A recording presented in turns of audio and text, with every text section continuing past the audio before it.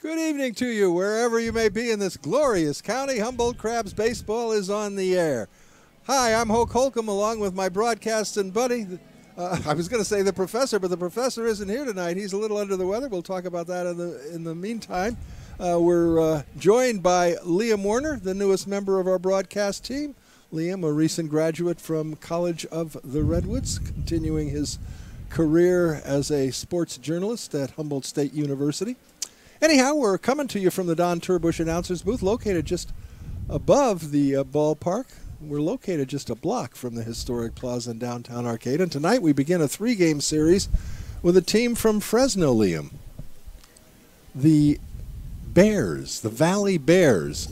And the Valley Bears are, I think this is their first visit to the ballpark. They may have been here last year. I didn't do the midweek games last year, so I'm not sure. I know it's the first weekend at a ballpark. The Crabs come into this ball that you broadcast. Wednesday night game lasted till what, Thursday afternoon or something like that? Yeah, it was a long one. And it was a great game. It was a much better game than... Wasn't that the day the Giants played that incredible game where they were down to their last out onto the road with a big victory over the Arizona ball club? But getting back to our efforts here, we had one game shorted out, the second game of the season, with a very fine team from Portland, now from Corvallis, the Corvallis Knights. We whooped them the first game, and we were ahead 6-0 at the end of 3 innings in the second when a power surge blew out the lights, could not be restored that day. We got it together for Tuesday's game, but that game had to be suspended, and so neither team got a win, and all the at-bats and hits and everything wiped off the books. So the Crabs ended the that series by losing the Sunday contest for the Knights and thus split what was going to be a 3-game series, what eventuated as a 2-game set, each team winning one. And then the Crabs won a pair of games from, who was it that we played Tuesday and Wednesday? The Seals baseball. That's right, Seals baseball. So they blew out the Seals in the first game, but in the second game, as Liam explained, a close game all the way, an exciting finish. Did most of the fans stay with you for the 12 innings? Well, I might say about half the fans were there at the end of the game, but the most diehard of the diehard Crabs fans were there at the end. That's right. All right. It's tough to leave a ballpark early. I only did it once in my life and regretted it and never did it again because the game turned around. I missed it, and I cussed myself out for a week and a half. I'll tell you, it was awful. We have a rather gray evening here at the ballpark. It's not particularly cold. It's sweater or sweatshirt weather, but it's not freezing by any means. But it is totally gray. We're not going to see El Sol. We're not going to see the sun this evening. Which makes it a little easier for the fielders on the left side of the infield and the left fielder, because in the early innings of those sunlit days, they can be devastating for fielders looking right into the sun. I mean, it's tough. That won't provide any excuses or any reason for missing the ball this evening. It should be a good game to be in the field. Want to thank a new sponsor joining our radio booth, and that is Solutions for Small Businesses. Solutions for Small Businesses offers bookkeeping services, help with QuickBooks, and full-service payroll. We have 25 years of bookkeeping experience, but we're really more than that. We're like mom for the small business owner. We can help you solve all your problems, and you can feel comfortable telling us about your record-keeping troubles. We'll have solutions for you. Contact us at 267-7923 inside the Greenway Building at 1385 8th Street, Suite 104 in Arcata, or online at solutions4sb.com. That's Solutions for Small Businesses, and we welcome you to our radio broadcasts. It's great to be with you again. This is our 19th year with KGOE 1480 AM, and of course our broadcasts for the last several years are also streamed on the internet, this year through YouTube, and all of our games are recorded, so you can view them at your leisure. I guess all season long they're doing that, and that's kind of a nice way for us to critique ourselves, to take a look at our broadcast and say, geez, we missed that or should have said that, and we appreciate being associated with YouTube this season. We cannot tell you a great deal about the Valley Bears because they did not provide a great deal of information. It's a relatively new team. I think this is maybe their second year of operation, and it's one of those teams where, and this is true for a lot of summer college teams, you've essentially got to pony up a little money to play. We are an unusual baseball team in the sense that we have neither a sugar daddy or a sugar mommy, nor do we charge players to become members of the Humboldt Crabs. And the opposite, we go out and recruit players to be Humboldt Crabs, and we are, again, very appreciative of all the parents who send their sons up here so that we can have a joyous 2 months of baseball here in Arcata, California, here in Humboldt. But to play on the Valley Bears, you got to pony up a little money. You got to, I think, the initiation fee is $100, and I don't know what after that. But they don't have fans. They don't have people streaming into the ballpark. They don't have concessions that help pay the freight. Teams like the Corvallis Knights have a sugar mommy. The wife of Phil Knight is the owner essentially of the Corvallis Knights. Well, they got a lot. They got more money than they know what to do with. The team that's going to be coming in weekend after the next weekend, the Seattle Studs, also have a millionaire who helps bankroll them.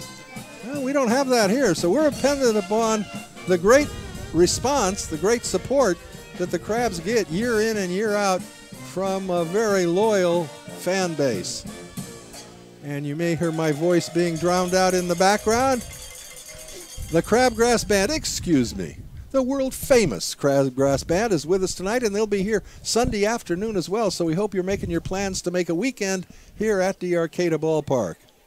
The managers of the two clubs, that would be Robin Guyver and Cesar Ortega, out exchanging lineups and meeting with the men in blue. Is that blue? Is that navy blue or is that black? The umpires. Oh, I'm not the person to ask. What do you say, Trace? Umpires, are they in navy blue or black? What would you call that? Black. Okay. Yeah. The Men in Black. I think that could be a movie title, couldn't it? Men in Black. We'll think about that. We'll work on a screenplay. Good idea. All right. Anyhow, they're talking, and while they are conversing, let me give you the lineup for the visiting Valley Bears. Leading off in center field will be Russell McClung. Hitting second, the shortstop, Jose Toledo. Batting third at third base, Kyler Laramie. Hitting cleanup, the first baseman, Cody Fierro. Batting fifth in left field, Cade Ford. I believe that's the correct pronunciation. His first name is K-A-D-E, so it's Cade or Cady. I think Cade Ford. So Ford is batting fifth. Batting sixth in right field, Elijah Holguin. Hitting seventh and doing the catching, Cesar Ortega Jr. I would have to guess that it is his father. Cesar Ortega is the manager, so his son is doing the catching. Batting eighth at second base will be Connor Martin, and hitting ninth, the designated hitter, Orion Ellis, the DH. On the mound for the Valley Bears will be Tyshawn Bradford. Bradford doing the pitching for the Bears. For the Humboldt Crabs. You going to give the lineups for the Humboldt Crabs? Yes, I can give the lineups for the Humboldt Crabs. Why don't you do that? You're just sitting here eating a hot dog. Go ahead. All right, so the lineup for the Humboldt Crabs, Bronson Grubbs will bat first. He'll play center field, and then batting second will be the local boy, Coco Figueredo. He'll play second base. Then it'll be Connor Blair playing in right field. Then batting fourth will be McCarthy Tatum. He'll play first. Batting fifth will be Chase Larson. He'll play at third base. Batting sixth will be Johnny Mendoza. He'll be in the squat, putting down the signs, as Mike Kruko loves to say. And then batting seventh is Wesley Gone Gibson. He'll play at short. batting 8th will be Otis Statham. He'll be in left field. Then batting 9th, the Crabs' leading power hitter, Jackson Critch, will be DH. And on the mound tonight for the Crabs will be Alex Pham. Is it Kruk or Kipe that goes into that squad? It's Kruk. It's Kruk. Yeah. Okay. That's his thing. He's got it into my head now because I always talk about the catcher going into the crouch, but no longer. Now it's a squat. Yeah. All right. The umpires for tonight's ball game. Want to give you them. At home plate will be Daniel Osborne, the first base umpire Michael Cowan, and at third base Kai Lemrise. I don't believe I've seen him before. Was he? Did he do any of the games midweek? He did some games last season. Did he? Okay. He has not done a game this season yet. So that is the that are the lineups. We just got some information about the Bears starter, Tyshawn Bradford, and we'll pass that along to you when he takes the mound. The starting lineups are now going to be given to the crowd. We've got folks still coming into the ballpark. Not going to have a huge crowd out here for a overcast Friday evening. Not perfect baseball weather, but as I always say, any weather is perfect weather for baseball, as long as it's not rained out or something like snowed out. Weather can affect baseball. Doesn't affect football. Rarely affects football. Doesn't affect basketball because it's indoors, but it shouldn't affect basketball. yeah. But baseball can be affected by the weather, and here on the North Coast, we do get weather, and so we have had on occasion a ball game or two rained out in the summertime.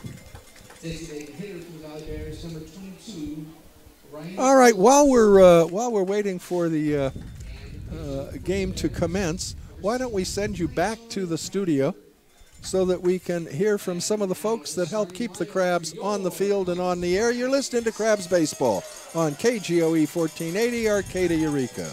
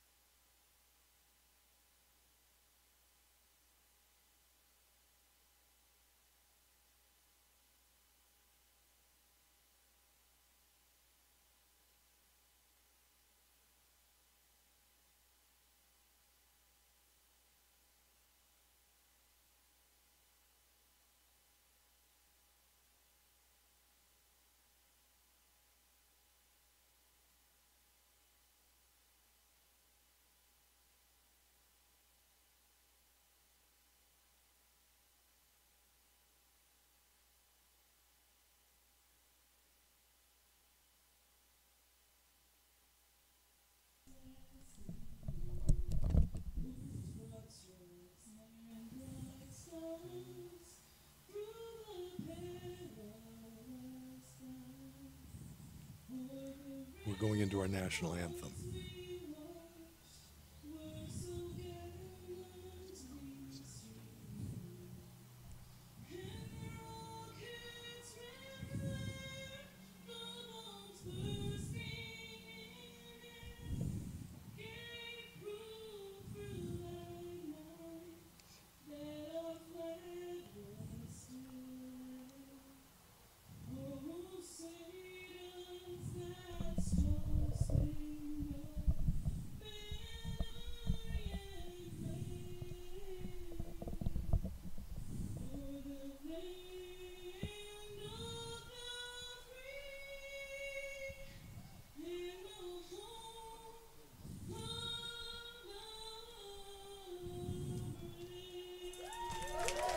And the Crabs thank Jennifer Brown for a very fine rendition of the national anthem. I think occasionally singers go over the top, especially when they sing Free for 35 seconds. That's a little long, but I thought she hit it perfectly. Oh, yeah, she was terrific. Yeah. Let me set the Crabs for you defensively. Alex Pham on the mound. You may recall that Alex was the starting pitcher and the winner of the opening contest of the season against the Corvallis Knights. He gave up only 2 runs. I believe he pitched 7 innings and was credited with the victory. One of the sports cliches that drives me crazy, so I'll use it here. Alex Pham gave up a 2-run home run, and you always hear people say, he made 1 mistake. Well, no. Actually, he probably made 15 or 20 mistakes during the course of the evening. The fact is that that one was the one that was hit out of the park, but pitchers make mistakes all the time. It's just that sometimes they're fouled off, sometimes they're taken, and, you know, all kinds of things happen, and sometimes they're hit hard to a shortstop for an out. So the idea that a pitcher would only make 1 mistake in a ball game, sign him up to a $10 million contract tomorrow, baby. You got a star. Yeah. Okay, Alex Pham taking his warm-ups. Johnny Mendoza in the crouch behind the plate. McCarthy Tatum, the first baseman. Coco Figueiredo at second. Wesley Agon Gibson, the shortstop, and Chase Larson, the hot corner tonight. Chase at third base. In the outfield, it's Otis Statham in left, Bronson Grubbs in center, and Connor Blair patrolling right field. And we're about to get underway a few minutes after 7 o'clock this evening. And we certainly hope you're planning on joining us for tomorrow night's game, also at 7, and then the Sunday contest where the kids can high-five or low-five the Crabs after the ball game as they run the bases. Always a fun thing. And also Sunday is Little League Day, the special price for Little Leaguers here in uniform, and we'll have a lot of them in the stands. That always makes for an exciting afternoon. All right, we're ready to go. Alex Pham, right-hander on the mound. Coming to the plate, the the center fielder, Russell McClung. McClung, right-handed hitter. He'll be followed by Jose Toledo and Kyler Laramie.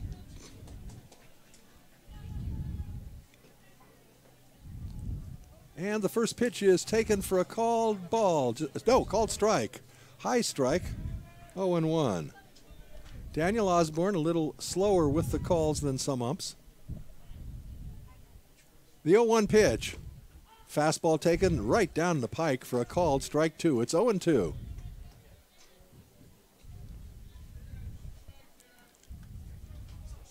Right-hander versus right-hander. Pham rocks into the wind, and the 0-2 pitch got him looking. No, Ooh. Just a bit something. Maybe a little outside, I don't know. Something is right. Looked pretty good here. 1-2 to McClung. Pham gets his sign from Johnny Mendoza. And the 1-2 pitch. Just a bit inside. Holds up on the swing. Home plate umpire Osborne checks with Michael Cowan at first, and he said he did not go around. Didn't appear to us that he did either. Count even now at 2. Just underway. The 2-2 offering. Swing and a miss.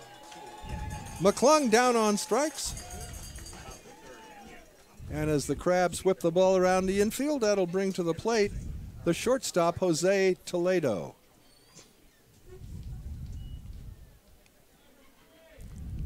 The visiting Valley Bears, gray slacks, blue tops, with the player's name on the back and the number.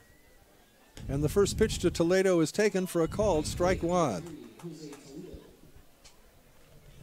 Alex Pham, a pretty quick worker.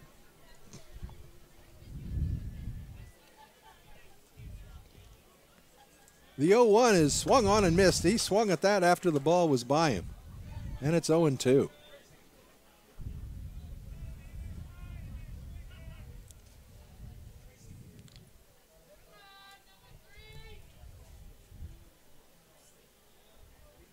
Fam's 0-2 pitch. Got him looking. Strike three called.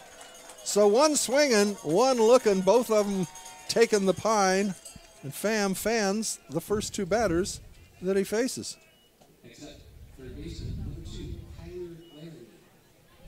Fam, just a freshman at the University of San Francisco. USF Dons. Here's Kyler Laramie, right-handed hitter. Fastball taken for a called strike one. Laramie, stoutly built. Open stance. Fam's 0-1. Swing and a miss. Blew it by him 0-2. So Alex, one strike away from striking out the side here in the top of the first inning.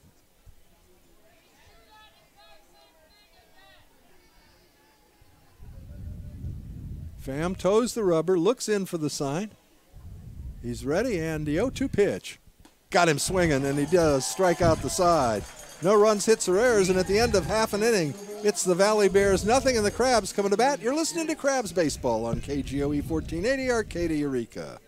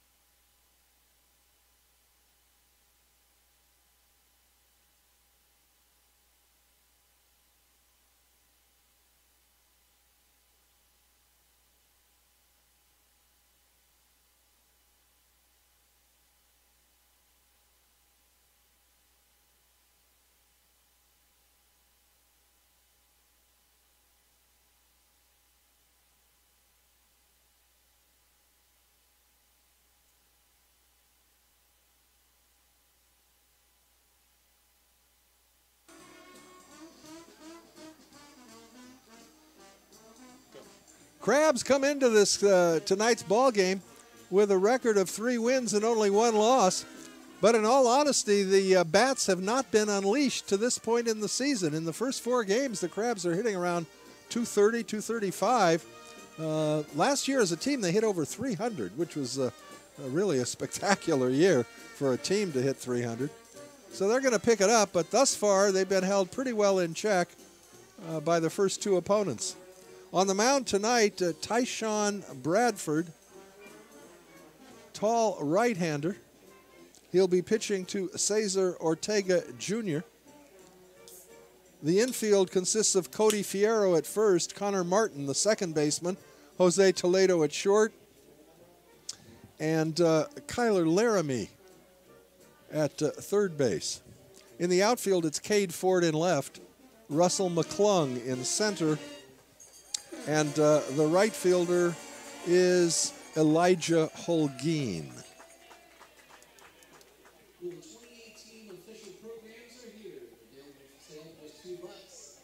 It'll be Bronson Grubbs to lead it off for the Crabs, followed by Coco Figueiredo and Connor Blair. Grubbs, right-handed hitting center fielder. 3 hits in 17 at-bats early this season. Right-hander versus right-hander. And Bradford's first pitch to the plate is taken for a called strike one.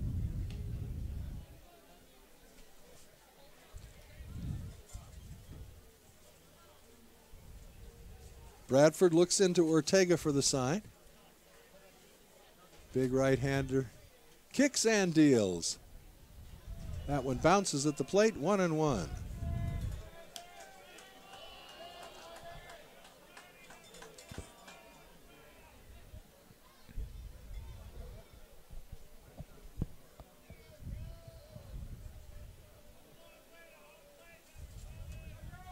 Here's the 1-1 pitch. Lined into left field. That's going to be in there for a base hit. It's going to go to the wall on a bounce. Left fielder up with it, rounding first and heading to second. And he'll pull in standing with a double is Bronson Grubbs. So Grubbs, a leadoff double. The Crabs now send to the plate Coco Figueiredo. Coco, switch hitter, will be batting left-handed against the right-hander Bradford. Figueiredo takes a look down to Brad Morgan, the third base coach.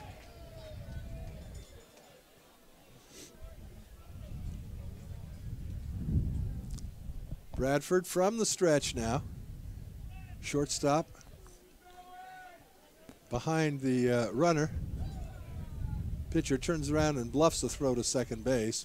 But by then, the shortstop Toledo had hustled back to his shortstop position. All right, working from the set.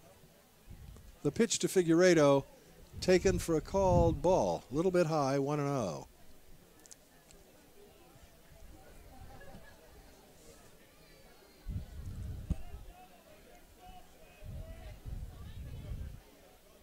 Bradford nods in assent to the sign put down by Ortega, and the 1-0 pitch misses wide.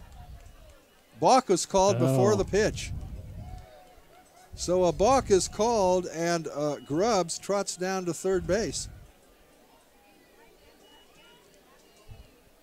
No pitch. The umpire, home plate umpire, Osborne, explaining, I guess, to Bradford why the balk was called.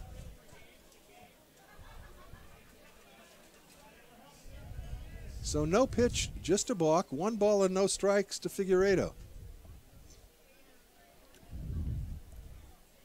Working from the stretch, the pitch bounces at the plate. A good block by Ortega Jr. It's 2-0.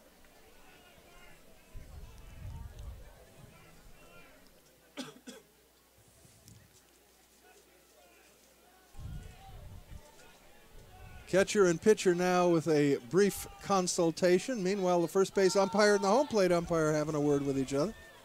Not sure what that's all about.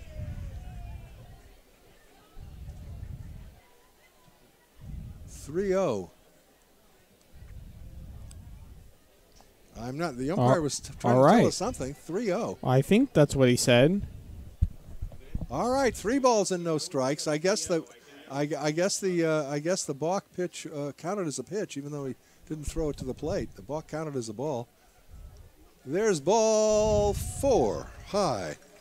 So Figueiredo trots to first. The Crabs now with runners at the corners, nobody out here in the bottom of the first, and Connor Blair coming to the plate. Blair 3 for 12 on the season. Right-handed hitting right fielder, wears number 13 on his back.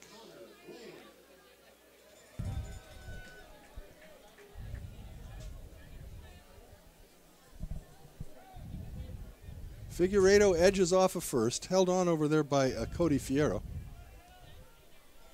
The pitch to the plate, taken for a ball, 1-0. Got to be very deliberate in my calls because home plate umpire Daniel Osborne is very deliberate in his. Sometimes have to wait a second to see if he's going to raise that hand or not. Batter probably knows because he says something verbally, but we can't hear him up here. Runner goes, the pitch is taken for a strike, fake throw to second, no play. Credit Figueiredo with a stolen base, and now the Crabs with 2 runners in scoring position.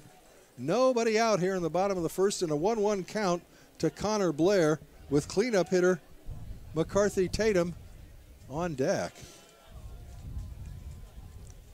And now the manager out to have a word with Tyshawn Bradford. A ball and a strike to Blair.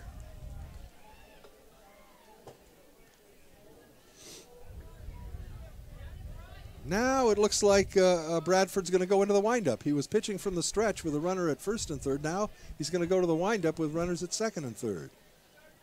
The 1-1 pitch. Fouled back onto the screen, 1-2.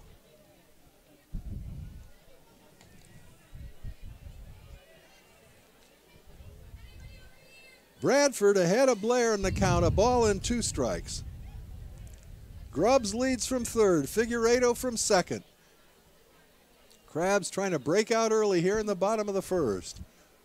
The 1-2 pitch to Blair. Lined into center field. That's going to be a base hit. One run is coming in. Figueredo is being held at third base on a solid single by Connor Blair. The Crabs lead 1-0. Figueredo stops at third. Crabs now with runners at the corner. Still nobody out. And McCarthy Tatum coming to the bat.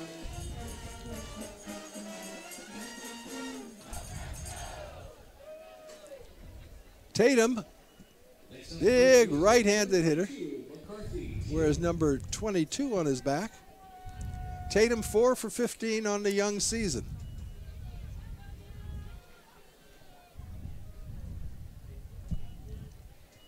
Bradford now back to the stretch with runners at the corners. Throw to first, it gets away from the first baseman, and the run is going to score. Figueredo comes in to score, and Blair hustles over to second base. What would you call that, Hoke? E3? I think it was an E3. I didn't think there was anything wrong with the throw. Yeah. First baseman just missed the throw. It bounced off his glove. Not super far, but far enough for each of the runners to move up 90 feet. In the case of Figueredo, it was bringing home the second run of the inning for the Crabs. So Blair now at second. And the pitch to Tatum is a called strike one. Crabs have Tatum at first base and Statham in left field.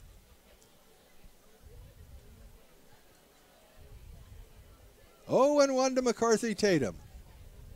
Blair takes his lead from second. Right-hander versus right-hander. The pitch taken for a called strike two.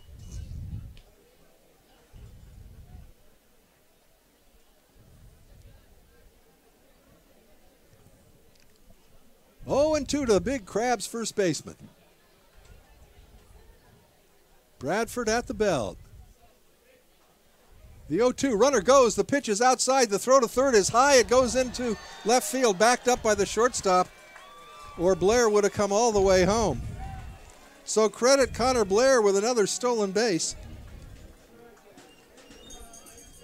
And he now stands at third base. The pitch was a ball, so the count a ball and 2 strikes to McCarthy Tatum. I think it's only 2-0. Infield, the middle infielders are back. In fact, everybody's back, so a ground ball to anyone except the third baseman would probably plate that run. The 1-2. Tatum hits a fly ball into center field. The center fielder on his horse runs over and reaches up to make the catch. Tagging up and scoring is Connor Blair. Credit Tatum with a sacrifice fly RBI.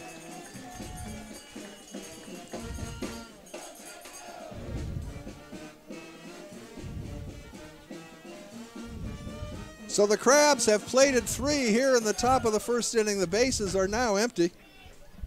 Chase Larson coming to the bat. Chase three hits in 9 trips, 9 official trips thus far this season. Right-handed hitter.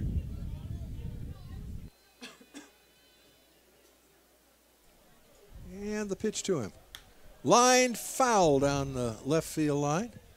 Been battling some kind of bug. Seems to get a little better, and then it hits him again. It sounds like the Humboldt, what they call up here, the Humboldt is McClung for the second out. On the 6th, 2 days ago. Oh, fantastic. Yeah. All right. Here is Johnny Mendoza. Fastball in the dirt, ball 1. Nobody on, 2 gone, but 3 have already been plated here in the Crabs' first inning.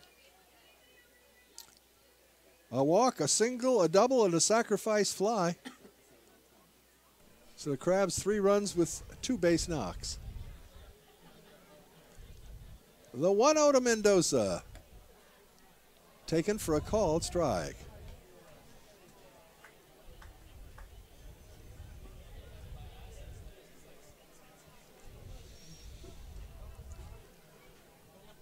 Righty versus righty.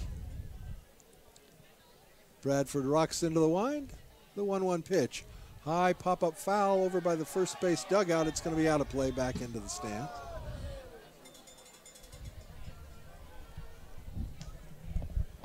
hit on top of the roof where they're providing all the good food for fans. Good baseball victuals at the Arcata ballpark. Charlene Pellets and her crew put out some good food. All right, 1-2 to Mendoza.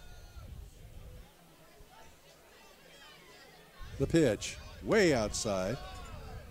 2-2.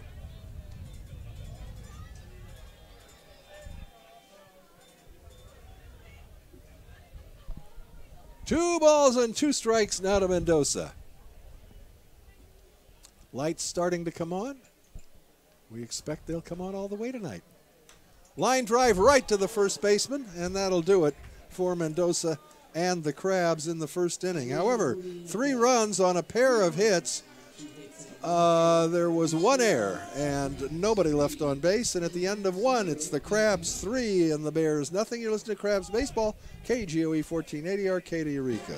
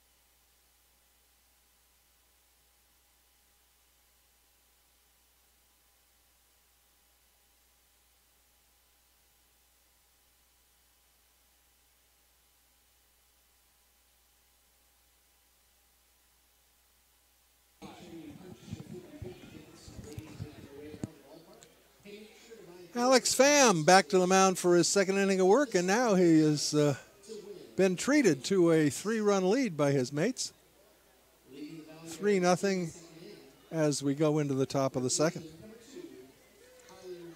Pham struck out the side in the first inning, so it'll be the middle of the order for the Valley Bears. Cody Fierro, Cade Ford, and Elijah Holguin. Cody Fierro, right-handed hitting first baseman. Pham's first pitch to him, fastball right down the pike, strike 1.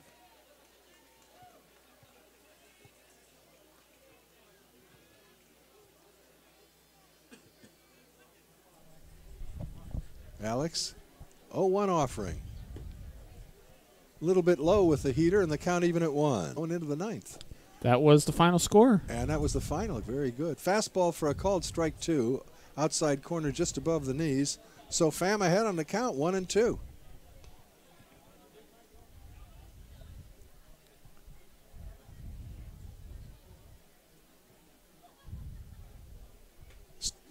Fastball just a bit inside, just off the inside corner. And the count even at 2.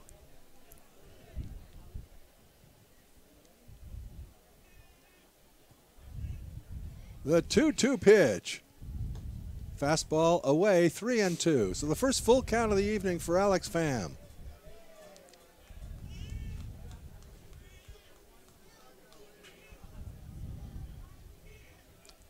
Gets his sign from Johnny Mendoza, and the 3-2 delivery. Got him swinging.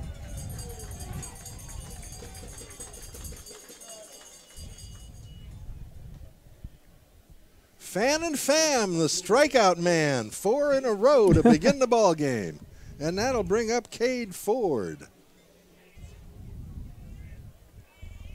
Ford, right-handed hitting left fielder.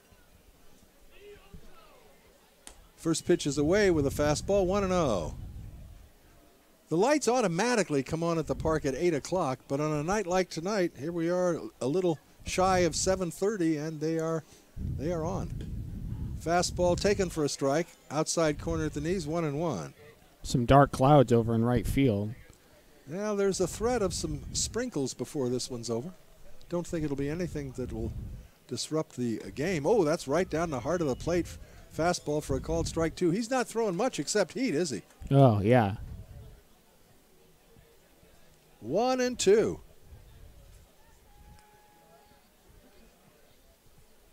The 1-2 pitch. Fouled back on the screen, so he got the bat on the ball. That's a step up. Seemed to have a hard time catching up to it. Oh, he was late. Yeah, so far. I mean, all the hitters so far. Oh, he's throwing hard. Yeah. Here's the 1-2 now to Cade Ford. That's a breaking ball. Oh, and he got it. Oh, my, that should not be legal. Then he pulls out that pitch. It's not fair. No, that's not allowed, I don't think. That was so wicked. Oh. I mean, he had just poured in fastball after fastball after fastball and then just broke a beautiful curveball in, and Cade Ford was absolutely mesmerized. His bat never left his shoulders.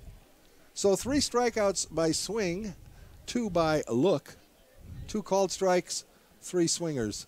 5 outs in a row. Here is Elijah Holguin, right-handed hitter, and he takes, guess what? Strike 1. Strike 1. Wow.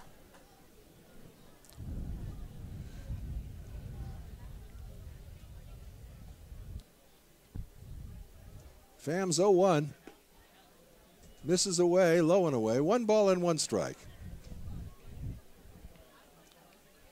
Holguin, the number 6 hitter in the Valley Bears lineup. They have yet to put a ball in play. Phams 1-1. There's one in play, a grounder over the mound. Tough play for the shortstop. He's got it. Throw to first base in time for the out. Nice play by Wesley Gon Gibson on a weakly hit ground ball.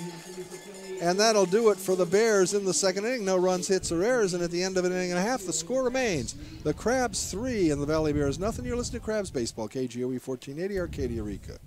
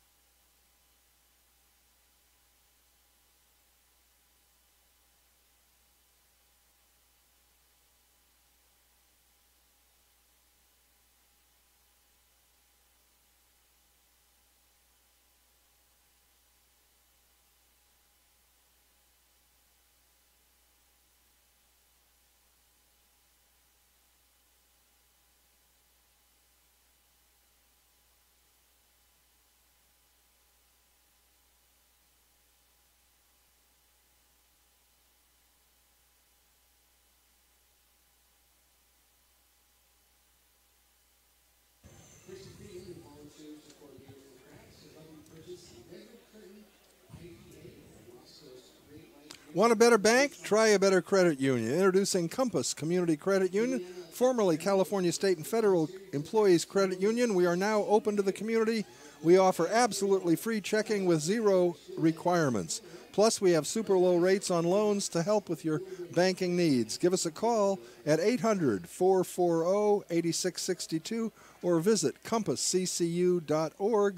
That's Compass Community Credit Union, and I think the manager of the Compass Community Credit Union threw out the first honorary pitch at tonight's ball game. Bottom third of the Crabs' order to face the right-hander Tyshawn Bradford. Wesley Gon Gibson to lead off. He made a nice play in the field to end the top of this frame, and he takes a breaking pitch for a called strike 1. After the first 3 batters got aboard in the top of the first, the next 3 were retired by Bradford, so maybe he found a little more of a groove. That pitch is sky high, pop up on the infield. Shortstop, third baseman, it's going to be the shortstop. Drops the ball, and everybody's going to be safe. Oh, boy. What would you call that? I call that an error. Yeah. Just wanted to make sure. Oh, yeah. Well, you can't blame the sun for that one. You can't blame the lights for that one. He just dropped the ball. There was a little indecision as to whether it was going to be the third baseman Laramie or the shortstop Toledo, but it was Toledo that came under it and ended up dropping the ball. Here's Otis Statham. right-handed hitter. Otis 1 for 11 on the young season. Don Gibson takes his lead at first. The pitch is low and in the dirt. A nice block by Ortega to prevent any advance, and the count a ball and no strikes.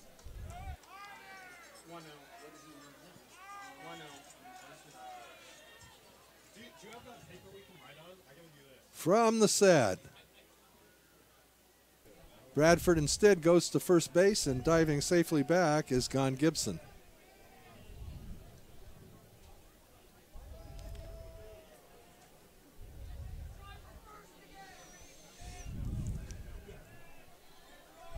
One ball and no strikes, the count to Otis Statham. The pitch, Odom takes it low, 1-1. Excuse me, 2-0.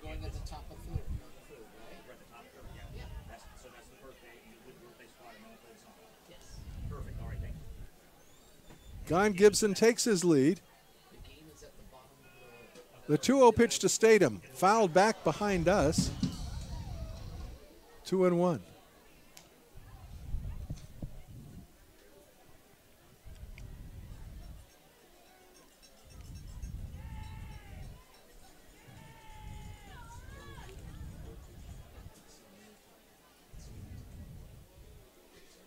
Two balls and a strike. Throw to first base. Again, diving back safely is Don Gibson.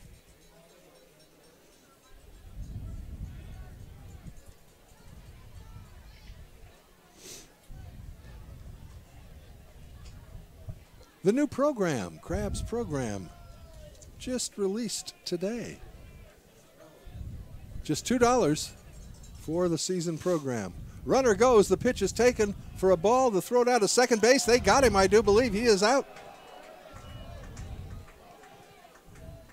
So Don Gibson cut down, trying to steal. A fine throw from Ortega right to the bag, and it had to be right on. It was a close play at second base, but he was there. They had him.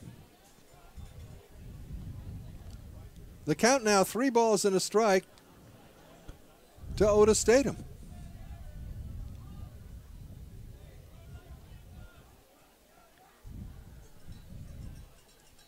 The 3-1 pitch. High fly, out of play. Foul ball. So the count now goes full.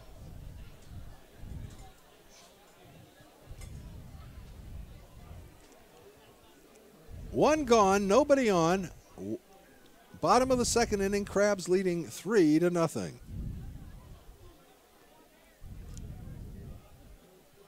Catches Connor Martin. Some very evening. That corn would be on the top shelf.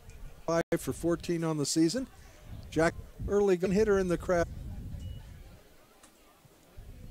The 1-1 pitch. High fly ball in foul territory down the left field line, and I don't think anyone's going to be able to get to it. Nope, it's back into the play area and left. So Bradford ahead on the count now, a ball and 2 strikes.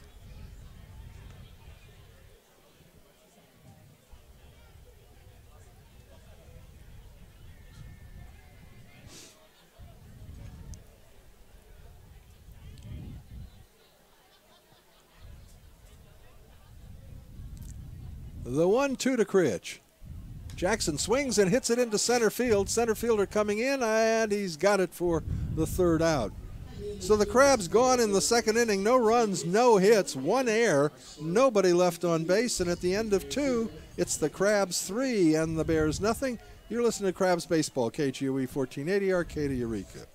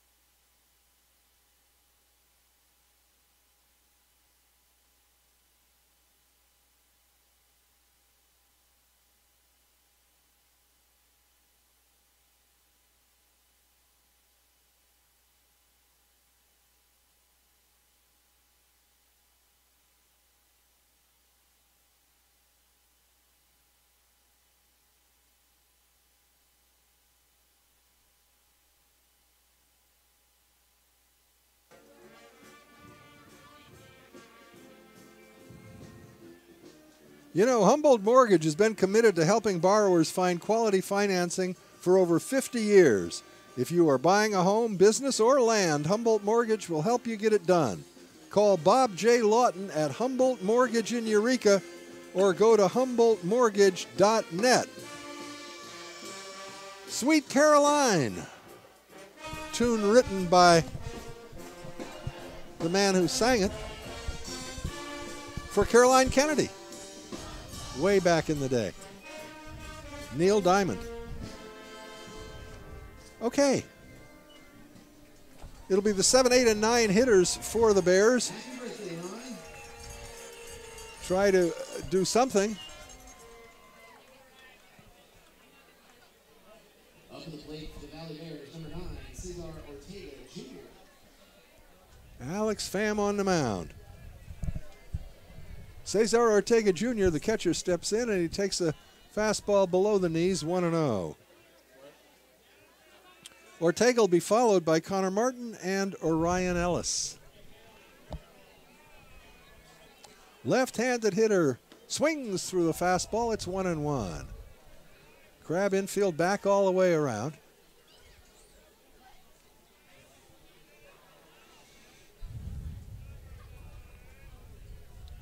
The 1-1 pitch.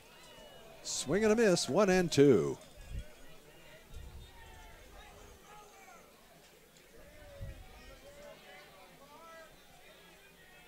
Again, Pham does not waste a lot of time on the mound. Rocks into the wind, and the 1-2 delivery is fouled off to the left. We'll do it again, a ball and 2 strikes.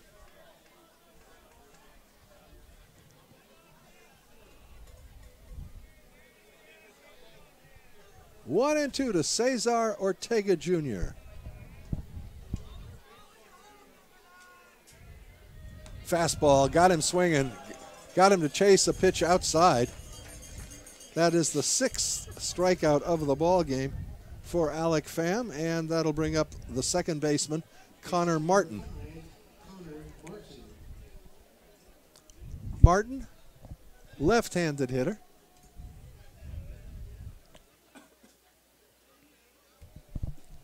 Alec's first pitch to him is a strike right down the heart of the plate, 0-1.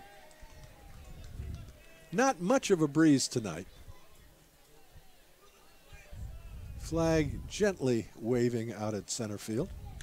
High fly ball in foul territory. Third baseman has a run. Nobody's going to get to it. It falls harmlessly to the turf. And the count now no balls and 2 strikes to Connor Martin.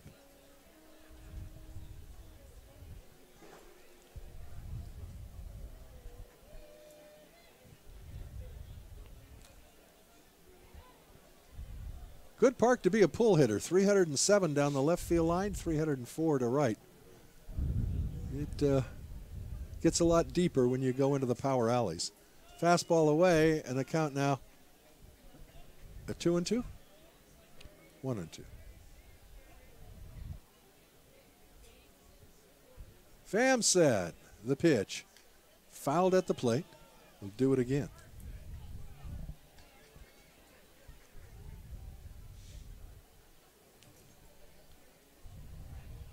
One and 2 to the number 8 hitter for the Valley Bears, looking for their first base knock of the ball game. Strike 3, there's that curveball. He doesn't throw it often, but boy, when he does, it's just devastating. Oh, this is incredible right now. So great to watch. 7 strikeouts. Let's see, how many of them? 1, 2, 3, 4. 1, 2, 3. 3 strikeouts looking for swinging, and here is Orion Ellis, the number 9 hitter, serving as the DH, and he takes a fastball on the outside corner for a called strike 1.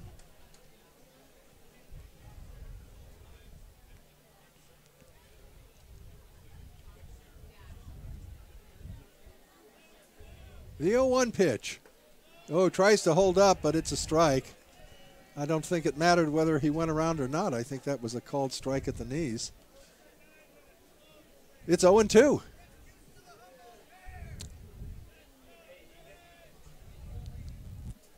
Pham set, and the 0-2 pitch just misses a bit low, 1-2.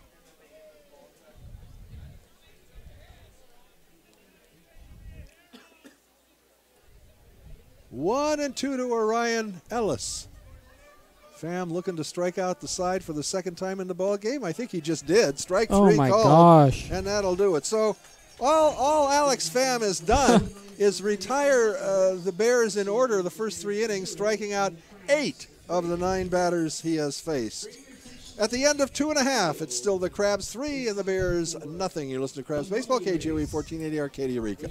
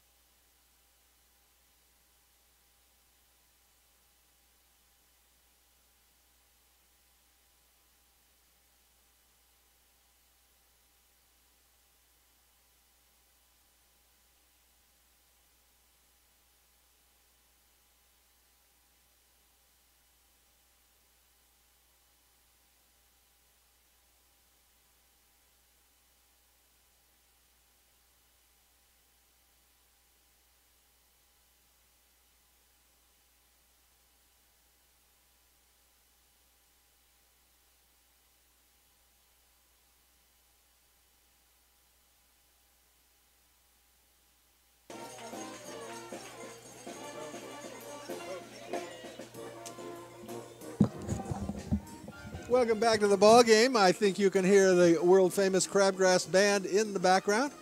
They play everything from country to Thelonious Monk to Ozzy Osbourne, Neil Diamond. They do it all. In fact, they have a playlist in the program that was just on the newsstands this evening. The 2018 official program of the Humboldt Crabs.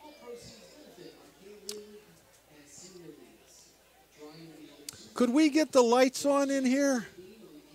Terrific. Oh, wonderful. Hey, it's Liam. I wonder who's been sitting next to me all this time. Hey, what's going on? Good to have you here, buddy. Great to be here.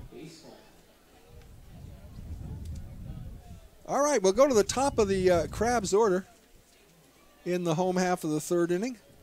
Bronson Grubbs, you recall, or may recall, started things off with a booming double in the 1st inning and came around to score the first of 3 runs the Crustaceans tallied in that frame.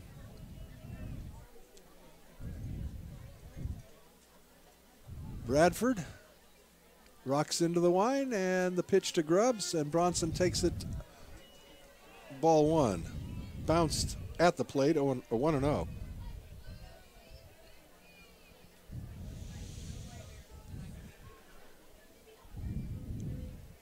One and 0 to Grubbs. Breaking ball and a good one for a called strike, 1-1.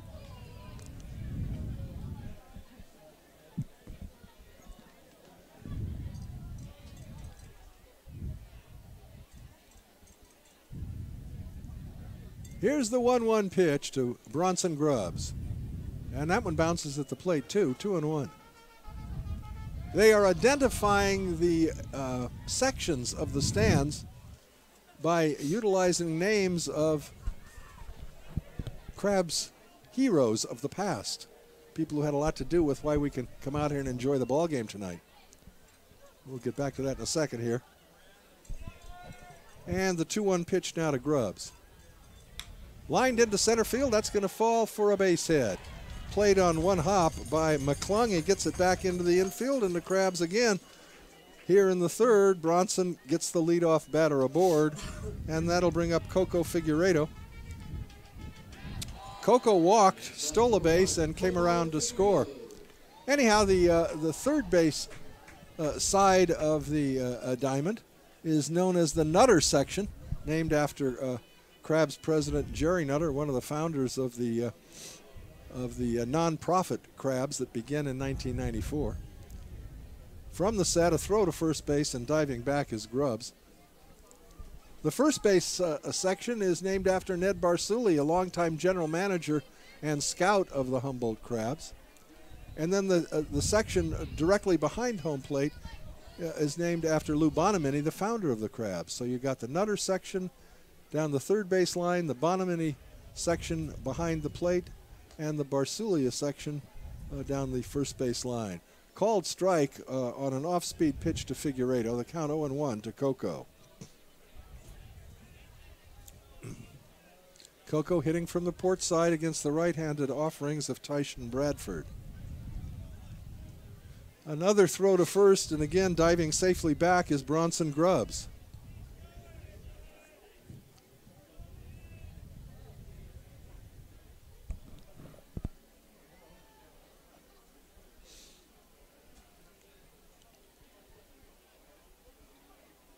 At the set, Bradford comes to the plate. The runner goes. It bounces at the plate. The catcher can't find it. It wouldn't have mattered.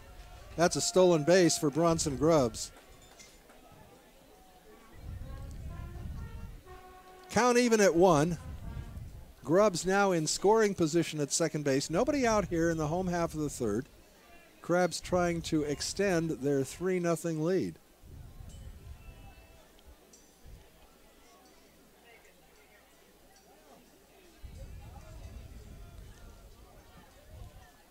All right, Coco steps back into the batter's box.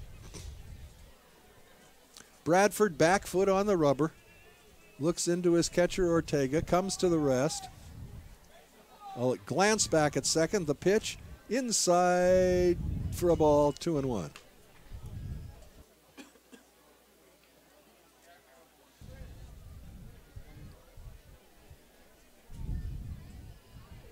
Two balls and a strike to Coco Figueiredo. Grubbs leads from second. The 2-1 pitch, Figueiredo takes high.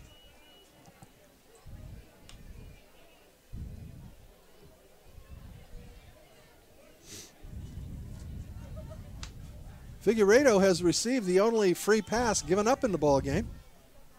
And the count now 3-1 to him. Hitter's pitch. Swings and hits it hard but foul over in the left field play area. So the count goes full to Coco.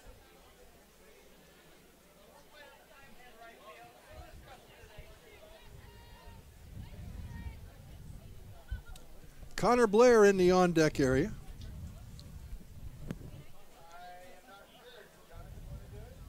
From the set. The 3-2 to Figueiredo. Breaking ball is hit in the air to left center field. That's going to be in there for a base hit and maybe more. Left fielder over to cut it off. Figueiredo rounds first, heads to second. He'll be in there with a stand-up double. Coming in to score is Grubbs, and the Crabs lead now 4-0.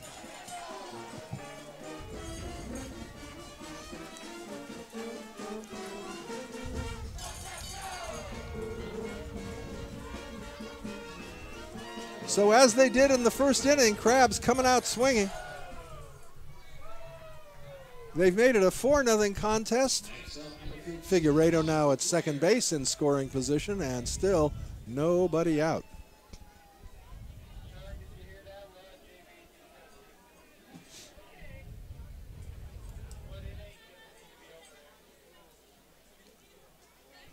At the set, and the pitch.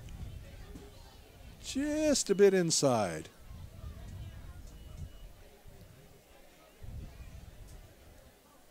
One 1-0 to Connor Blair.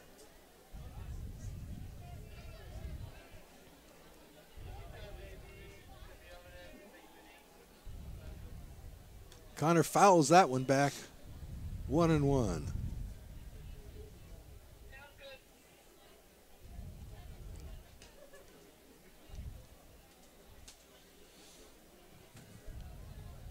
Connor drove in a run with a base knock in the first inning.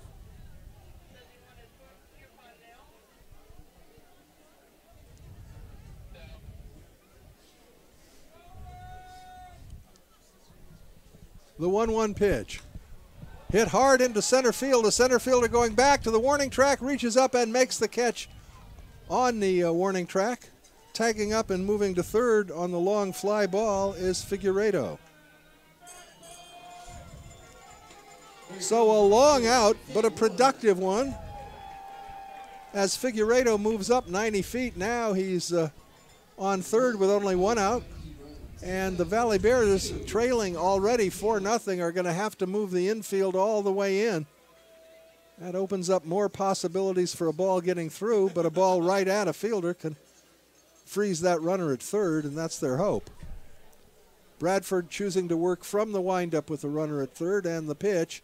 Breaking ball, a high fly ball into right field. Coming in on it is the right fielder, Holguin. He's got it, tagging at third and coming to the plate. Here's the throw, and he's going to make it. The throw was offline. So Figueiredo comes in to score on the sacrifice fly by McCarthy Tatum. That is his second sacrifice fly of the evening, and the Crabs now lead by a 5-0 count here with 2 outs in the bottom of the third inning.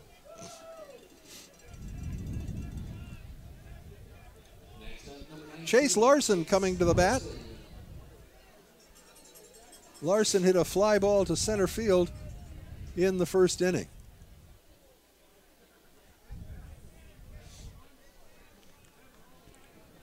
Chase, 3 hits in 10 at-bats on the season.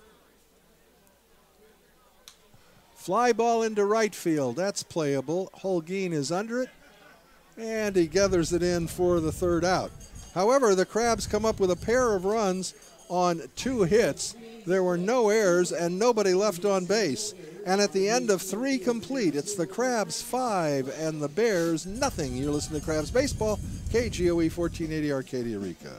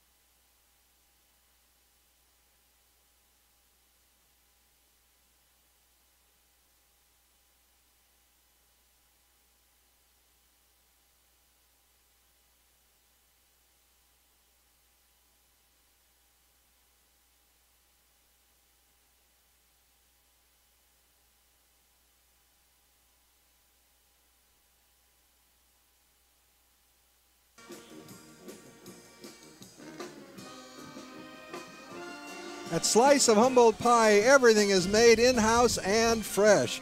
Hot and ready to eat for takeaway or dine-in. Meat, vegetarian, vegan, as well as gluten-free hand pies. Slice of Humboldt Pie is located just off the Arcata Plaza at 828 I Street. Order online or Heist of Slumbold Pie app and get 10% off your first order. All right, ready to go into the middle 3 innings for all the action. Here's our man, Liam Warner. Thank you, Hoke. The first pitch to McClung is low, 1-0. It'll be McClung, Toledo, and Laramie due up here in the top of the 4th. Here's the 1-0 pitch, and that's in the dirt, 2-0.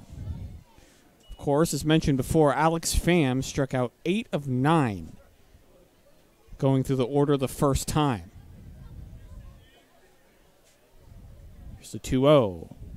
And it's swung on, deep drive into left field. Left fielder going back at the wall, and it is gone. So Russell McClung gets the first base runner, the first hit, and the first run all in one swing for the Valley Bears, and the Crabs lead at 5-1. And that was stung out there onto the freeway.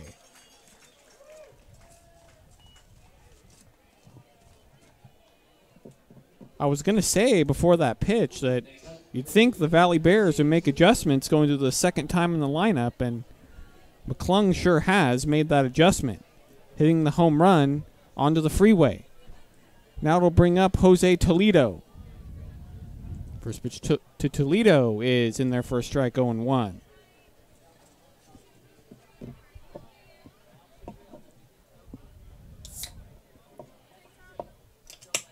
And the 1 pitch is in the dirt, 1-1.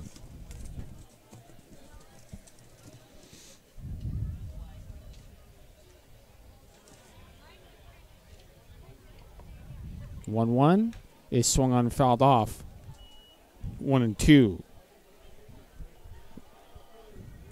In the top of the 4th inning. Still time to get out here. If we're going to catch a good portion of the game. As the daylight fades here at the Arcata Ballpark. The 1-2 pitch. Swung on. Pop fly into right field. Right fielder and second baseman. The right fielder dives and cannot make the catch. So it'll be a foul ball, and we'll stay at 1-2. It's Connor Blair trying to dive to get that ball. Good effort. Just can't make the catch out there. So Toledo gets new life at 1-2. Here's the pitch. Swung on, grounded to the shortstop, gone Gibson. He gets up, makes the throw. Tatum gets it out of the dirt, and they make the play. Great pick by McCarthy Tatum off of Gone Gibson's low throw.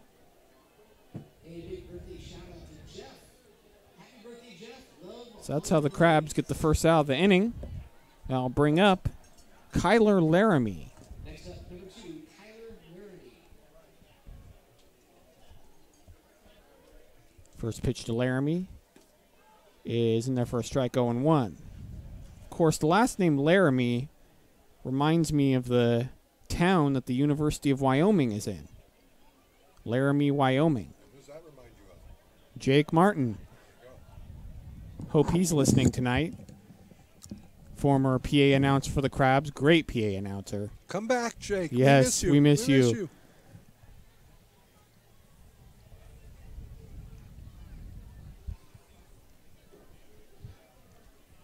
Here's the 1 to Laramie, and that's in the dirt 1-1.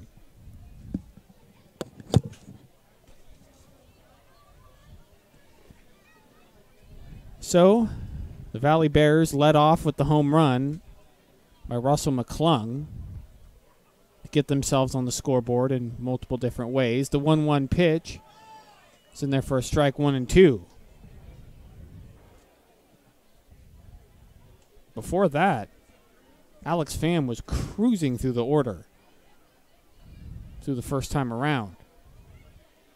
And Mendoza's going to come out to the mound, and they're going to have a discussion. If you'd like to make a shout out to someone of the first Crabs team or have a social happy birthday, from the booth, head on down to the souvenir stand and make a request for just $1. And they finish their discussion, and Mendoza goes back to his perch behind the plate.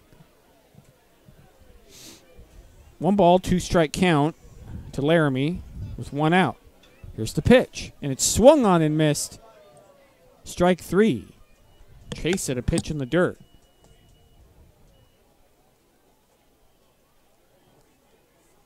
That'll bring up Cody Fierro.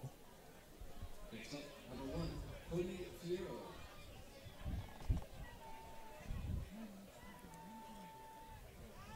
Of course, he's 0 for 1. First pitch to him is in there for a strike 0-1. Everybody in this team is 0 for except for Russell McClung. Got the solo home run. No 1 pitch, swung on and missed, 0-2.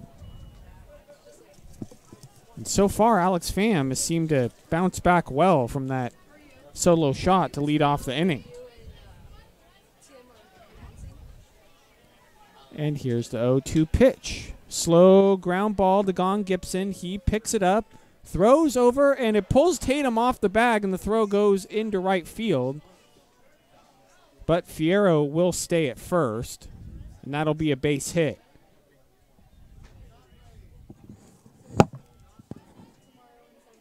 So slow ground ball hit to Gone Gibson. The throw was a little bit off. Pulled Tatum off the bag. He couldn't get to it. Went into right field, but Connor Blair backed it up well, and it kept the base runner at first, Fierro. And that'll bring up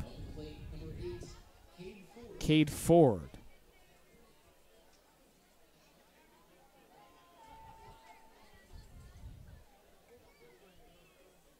First pitch to Ford is in there for a strike 0-1.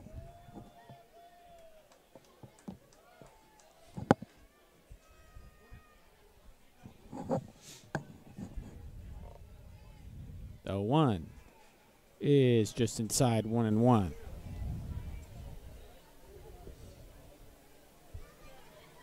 Runner at first, 1-1, 2 out. Scores 5-1 Crabs. Here's the pitch.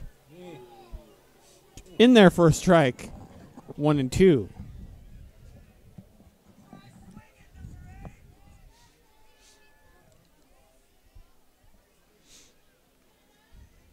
One, two outs, and Fam's going to go over to first, runner back safely.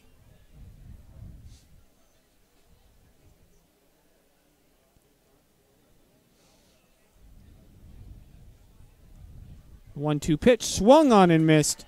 Strike 3. We'll go to the bottom of the 4th inning. The score is 5-1 Crabs. You're listening to Crabs Baseball on KGOE 1480, Arcata Eureka.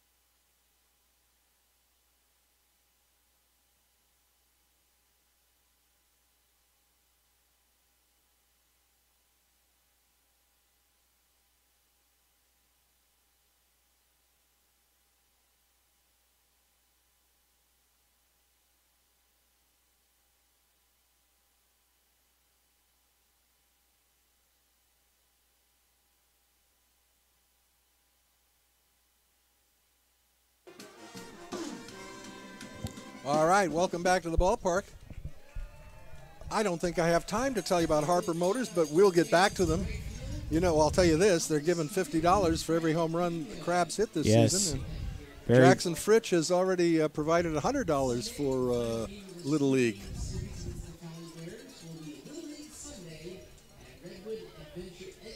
Right, we have a little meeting on the mound before this. Well, if I'd have known they would have had a meeting, I could have done the ad. I know. If only. If only I'd have known. Anyhow, Harper Motors donates $50 for every Crabs home run to District 26 Little League. Harper Motors has been serving North Coast for more than 100 years. Check out all the latest models, new and used. Look for the Carousel 2 miles north of Eureka, or visit us online at harpermotors.com. And here's Liam. I got it in. Yeah, good job. Thank That's you. why you're a pro. Here's Johnny Semi. Johnny Mendoza. First pitch to him is swung on, line to the shortstop. He's going to get up, throw over, and the first baseman he cannot hold on to it. So what do you think that is, Hope? I'd say error on the first baseman. All right, it didn't error bounce. on the first baseman. Is that your call?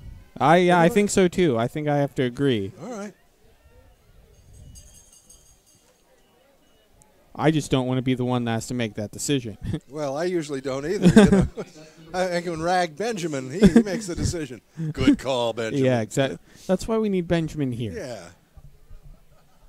Now it's Wesley Gibson with the runner at first. Here's the pitch, and it's low. 1-0. Like to have you back tomorrow night, Benjamin, but don't rush it, buddy. Yeah. You got the crud. Let it run its course. And come back on a nice sunny Sunday. We're starting to get that fog into the ballpark now, aren't we? Oh, Mist. It's heavy. Oh, yeah.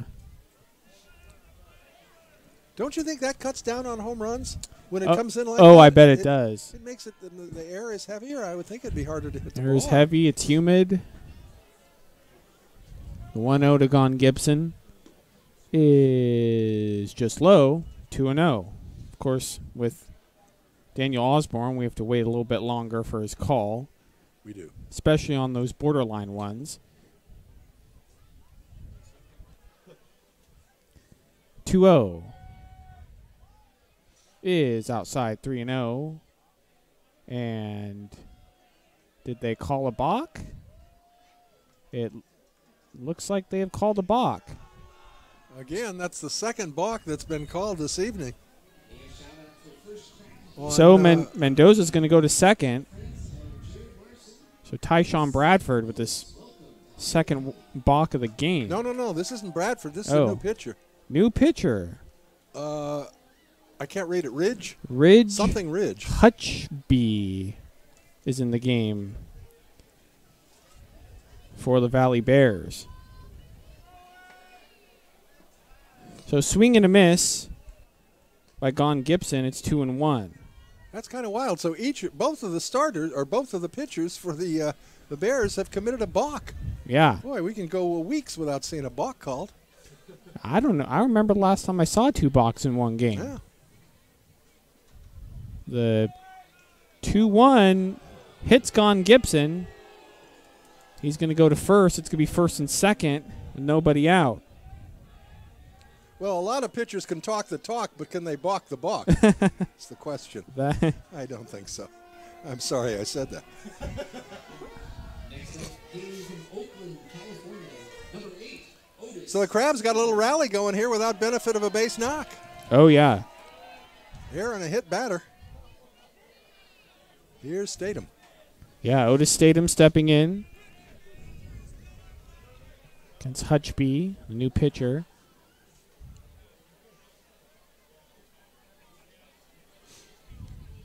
Here's the pitch. Just outside, 1-0. Definitely see the ground is a little bit moist. There's definitely a little bit of precipitation coming down. Yeah, I see an umbrella or two coming out now. The 1-0 upcoming is high. 2-0. Shouldn't be enough to disturb the game in any way.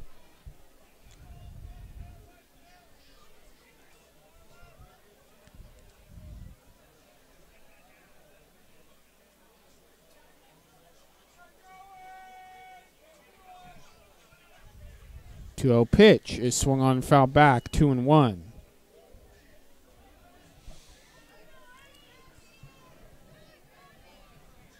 Statham 0 for 1 so far in this game.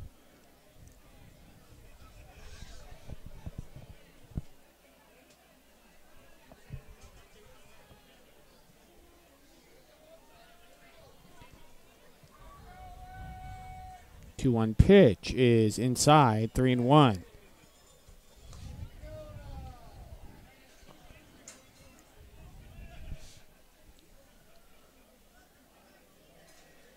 So Hutchby having a little bit of a tough start to this inning. 3-1, 2 runners on and nobody out.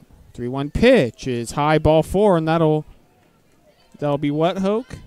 The bases will be FOC, full of crustaceans, and without a benefit of a base hit. That's right. An error, a hit batter, and now a base on balls. I'll bring up Jackson Critch, who has 2 home runs already this season, and one here would blow this game wide open.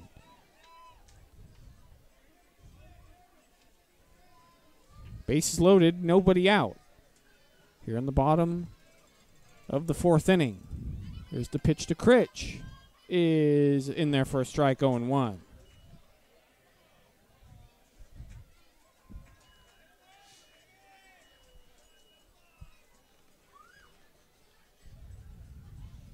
The 0-1 is grounded to short. It's going to throw to second for 1 on to first, and that's a double play, but a run will score, and the Crabs lead it 6-1.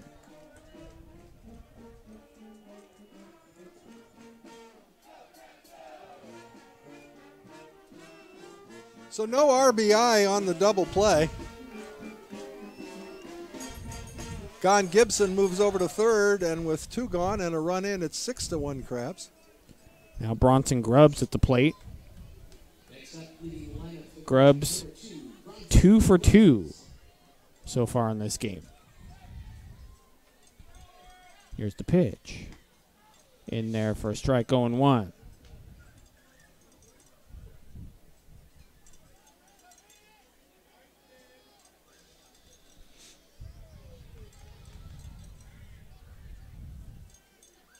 Oh, 1. And it's just up 1-1. until that run scored, the scoreboard had for the Bears 1, 2, 3, 1 run, 2 hits, 3 errors, and for the Crabs 5, 4. Oh. 1, 2, 3, 4, 5 up there. We disturbed it. We did. The 1-1 pitch is up, 2-1.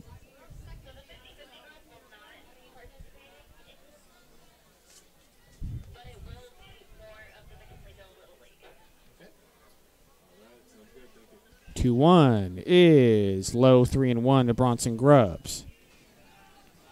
Wesley Gone Gibson is the runner at third. The 3-1 count and 2 outs. Grubbs looking for an RBI. The 3-1 is high ball 4. Well, he gets the next best thing, and that's a free pass to first. That'll bring up the Fortuna native, Coco Figueredo. Next up, number 1, Coco Figueredo.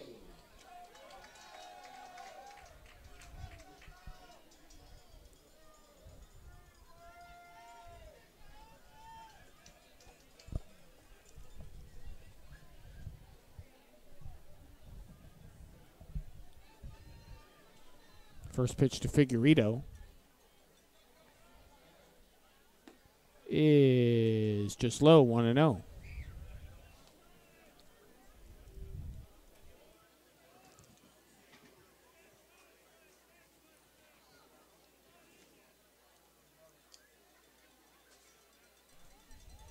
One out to Figueredo is in there for a strike, 1-1.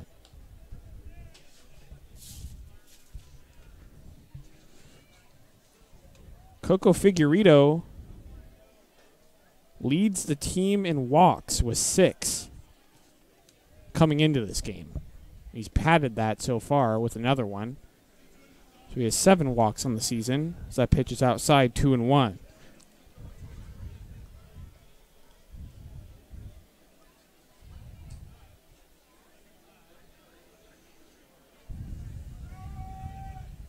Two-one to Figueredo is swung on. A ground ball to second. Second baseman will pick it up and throw to first for the 3rd out. The Crabs get a run here in the bottom of the 4th inning. We go to the top of the 5th. The score is 6-1 Crabs. You're listening to Crabs Baseball on KGOE 1480 Arcata, Eureka.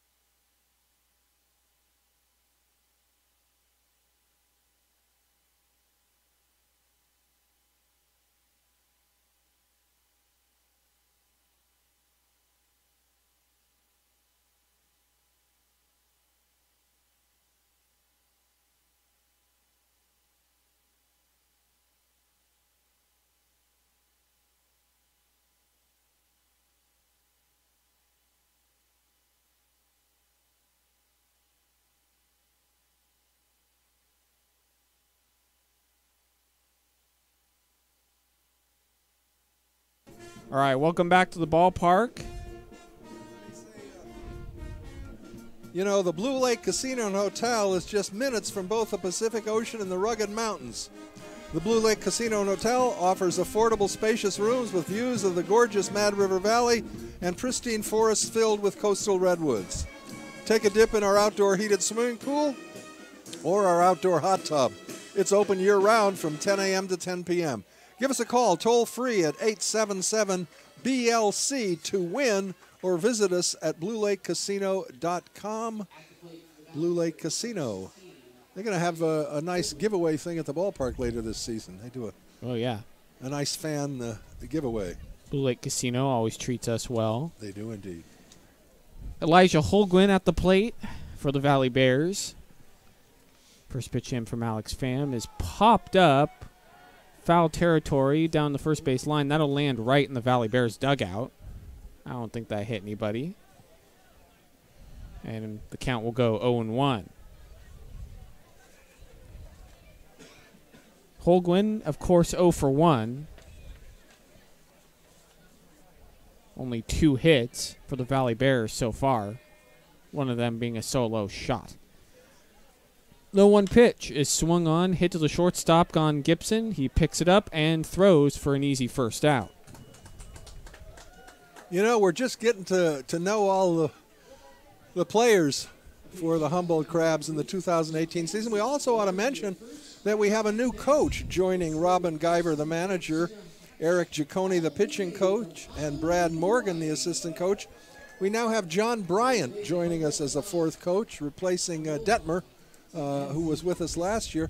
John Bryant, for many years, a coach at Santa Ana College. Now he's with Orange Coast College, and we certainly welcome John. He is often coaching at at the first base line, and Brad Morgan at third when the Crabs are at bat. Yeah, first pitch to Ortega is low for a ball. 1-0.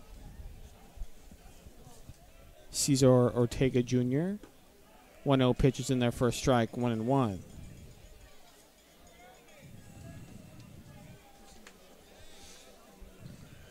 One to Ortega is fouled off. 1-2.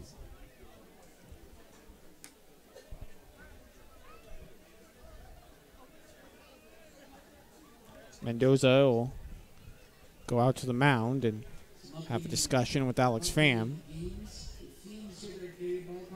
And Mendoza will promptly end the discussion and walk back behind the plate. And we'll get restarted. 1-2 to Ortega is in the dirt. Nice block by Mendoza. It's 2-2.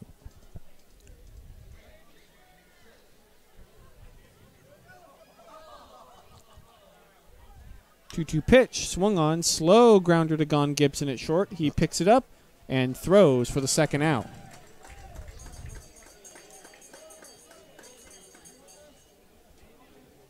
That's Gon Gibson's 4th assist in the ball game tonight. Yes. Played some nice shortstop thus far. He's had a lot of action tonight. Now that'll bring up Connor Martin. A lefty. Facing the righty Alex Pham. The pitch outside 1-0.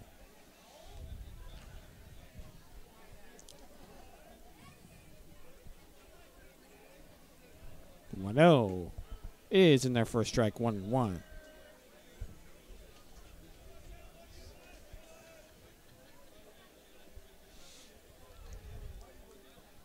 The 1-1 to Connor Martin is swung on and missed, 1-2.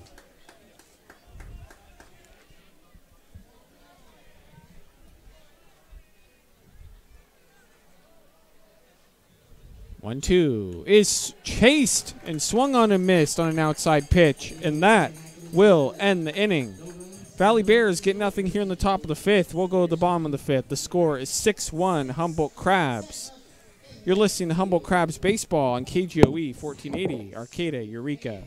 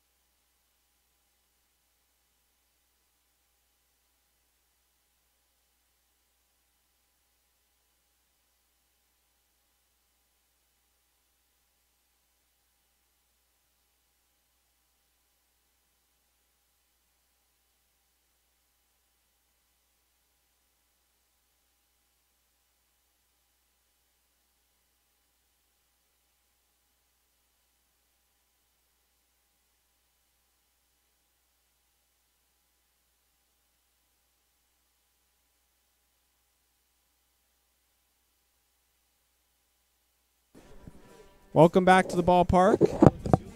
Here as we go to the bottom of the 5th. Connor Blair will lead it off for the Humboldt Crabs. Towels are coming out for the batters to wipe off their hands. Yeah, it's a little bit damp here in downtown Arcata. Of course, it was forecasted that a little bit of precipitation was going to come through tonight. You notice anything particular about Connor Blair coming to the bat? No, I do not. What is it? What does he not have on his hands? Oh, batting gloves. Yeah. It's the batting gloves. Yeah. Or the absence of. As he pops it up, and it is foul. 0-1. I didn't hear it bounce. Yeah. Did it come down? I'm not sure. Might have got Put it into orbit, yeah. maybe. I don't know. Exactly.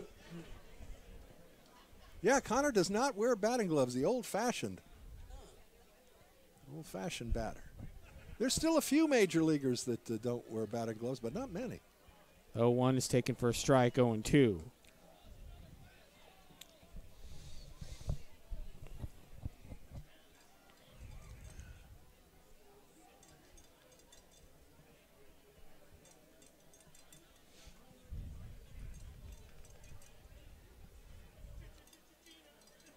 0-2 pitch is low. 1 ball, 2 strikes. And speaking of major leaguers, it's been a tough first third of the season for former Crab Bradley Zimmer for the Cleveland Indians. He started off very poorly and then got injured, missed about 3 weeks. He's just getting back into the lineup, but he has not lived up to expectations thus far. He made an incredible catch in center field the other night as Blair is hit right in the back.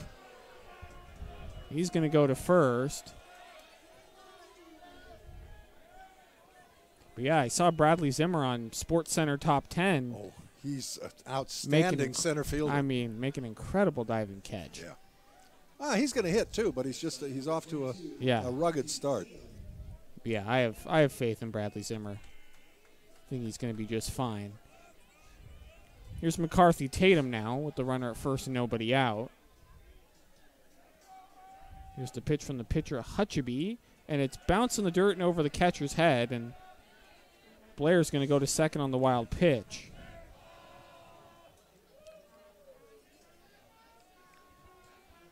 So that puts the runner in scoring position with nobody out. The Bears were very generous last inning. You recall they loaded the bases with nobody out. Crabs didn't have a base knock, but a double play put a kibosh to much of the rally. Yeah. Crabs only got one on the double play grounder. They got away cheap enough then. The 1-0. Upcoming to McCarthy Tatum. And it's swung on and grounded to the shortstop as he has a hard time fielding it. He's not going to get Tatum. Tough air, but an air. Yeah. E6. It took a bad hop. Yeah. It took a bad hop, but still, I'd have to call it an air. I mean, got to get the glove up on that hop. Yeah. I would have to agree. That's the fourth miscue of the evening by the Valley Bears. 4 errors for the Valley Bears, none for the Crabs so far. As now Chase Larson is up.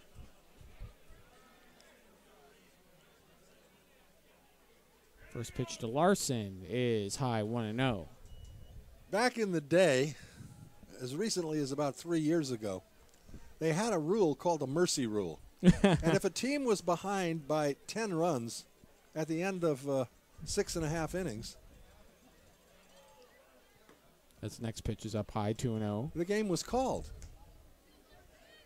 And tonight's the kind of night that there should be a mercy rule because we've got a team here that's got virtually no bench at all. Yeah, So they can't afford to waste a lot of pitchers tonight because they got to come back 2 more games. the Valley Bears coming into this game as this next pitch is popped up into shallow center. Second baseman coming out. Center fielder coming in. That ball's going to drop.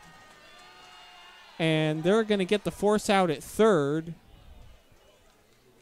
as Connor Blair tried to advance to third. And the ball dropped. He was stuck in between second and third. Wasn't sure if he could go. And, well, did they get him at third? Yes, he was out. Still standing there, like I thought they called him out. I thought they called him out too. But he's still no, there. I guess it's. No, guess he's it's out. a single. He's out. Oh, He's out. okay. Yeah. That's an odd fielder's choice. You can mark Yeah. that 8-5 on your scorecard. Yeah. So Blair cut down. Tatum goes to second and Larson on at first on a strange force play. The three umpires are now converging to talk about it. But I don't know what the discussion is. It seemed to me that the third baseman kept his foot on the bag. We had a pretty good look at it, stretched out and caught the throw from the center fielder. So I'm not sure what the discussion is. Now, Connor Blair has gone back to third base. He's standing on the bag as the umpires are deciding, and now they are saying he's out. Okay. I think There that's we the go. correct Yeah, call. I thought that was the correct call as well. So let's reset it for you. McCarthy Tatum on at second base. Chase Larson on at first. There's one out. And Johnny Mendoza coming to the bat. That's right, Hoke. Mendoza steps in.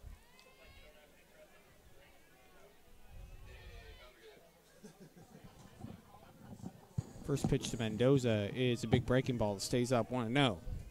As I was going to mention, the Valley Bears only have 2 players on their bench coming into this game. They have their starting lineup, their pitcher, and then 2 other players available. That's it. So the next pitch is in the dirt. And one of those 2 is now pitching. Yeah, and one of those 2 is now pitching, so now they only have 1 player available to come into the game from the bench. I assume we do not. I haven't heard anything about a mercy rule, so I assume it does not exist. Well, there was a mercy rule in effect on Wednesday night, but we did not need it. Oh, there was a mercy Yeah, rule. there in was a effect. mercy rule on Wednesday night. We did not need it as it went 12 innings. Yeah. The 2-0 is grounded to the second baseman. He's going to throw to second for 1, and he's not going to get out at first, but it's going to get away, and Tatum is going to score on the error.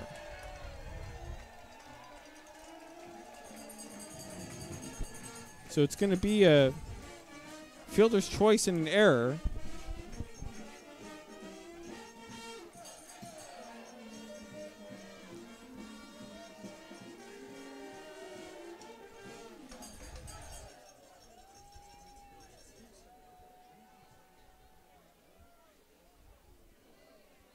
Next up, number 14, Wesley Don Gibson. I'll bring up Wesley Gone Gibson. So it's 7-1 Crabs.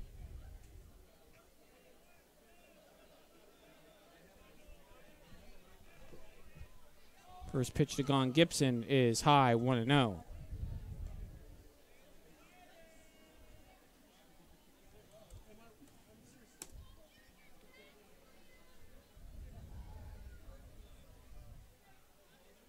I have some important news on the NBA Finals coming up as Gone Gibson swings and misses, 1-1.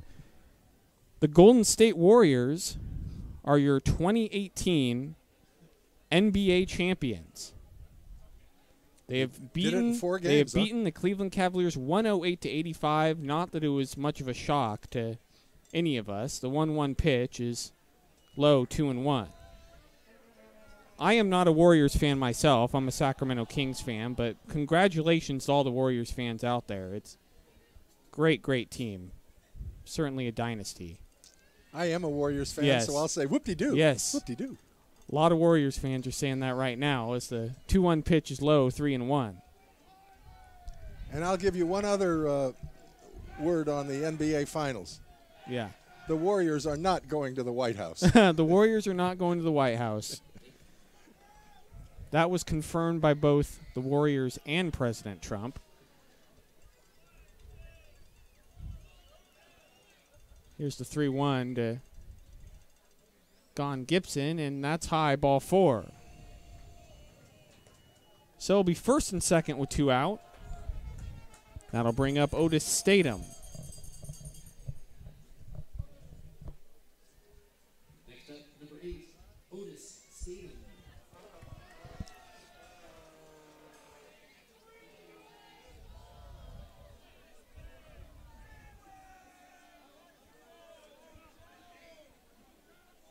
Statham 0 for 1. Pitch is in there for a strike, 0-1.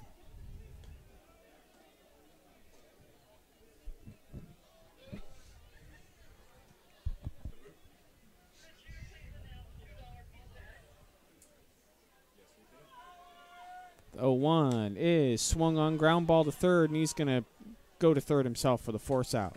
So the fifth, we'll go to the top of the sixth inning. The score is 7-1 Crabs.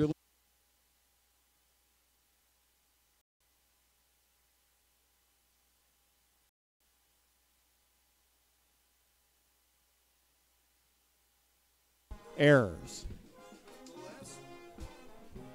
The last 2 runs the Crabs have scored, Liam, have been both of them without a base hit.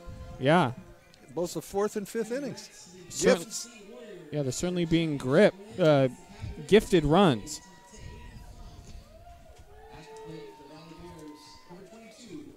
That'll bring up Orion Ellis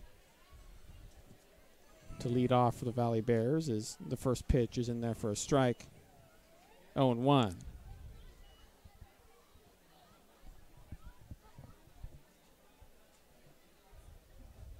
Here's the 0-1 to Orion Ellis, and it's swung on and fouled off. 0-2.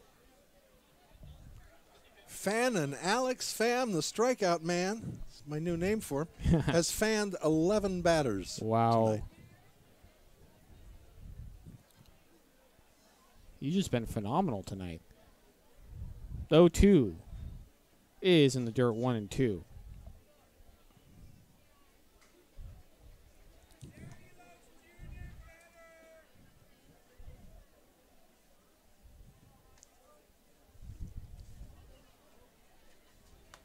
Ryan Ellis, the 1-2 count, and that's right down the middle for a called strike 3.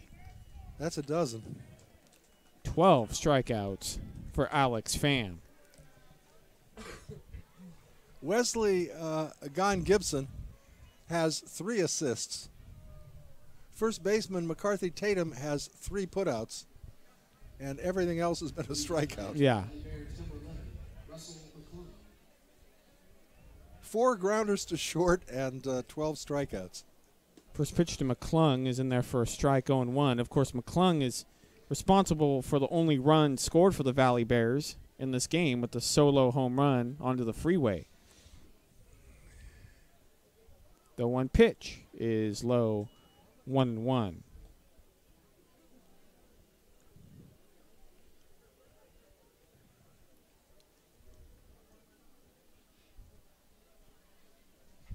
The 1-1 is swung on and missed, 1-2.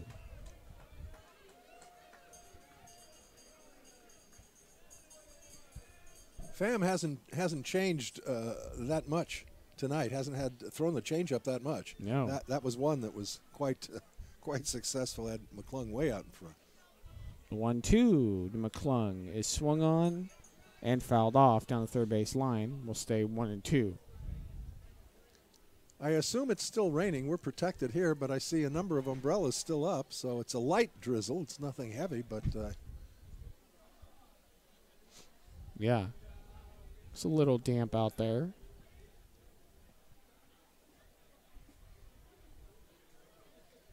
Again, nothing that should disturb the game. That's liquid sunshine from it's Humboldt. It's Humboldt County. We can handle a little rain up here. Yes. The 1-2 is swung on. Short ground ball. The third baseman, Figueredo, is going to make the throw over. And the throw is high. And McClung's going to get on. E5. E5.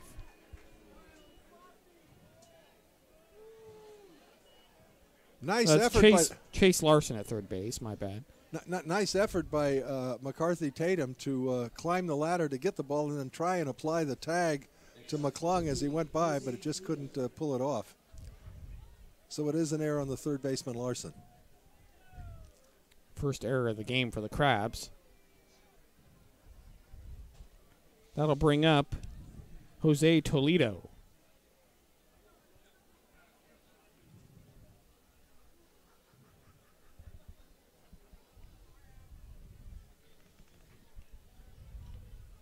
First pitch to Toledo is swung on and missed, 0-1.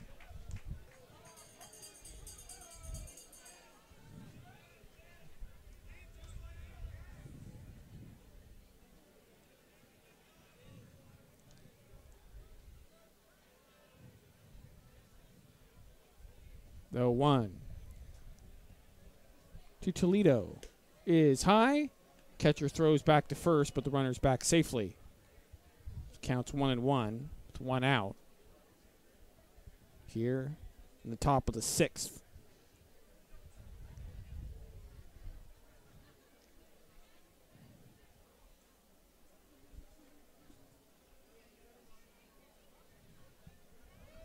Here's the 1-1. It's swung on and missed 1-2. He's actually only the second base runner of the evening for the Bears because they had the 1 home run, so that's not a base runner. Had 1 infield single in this air. That's it.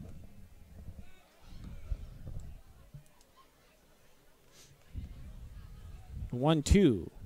The Toledo is fouled back. We'll stay at 1-2.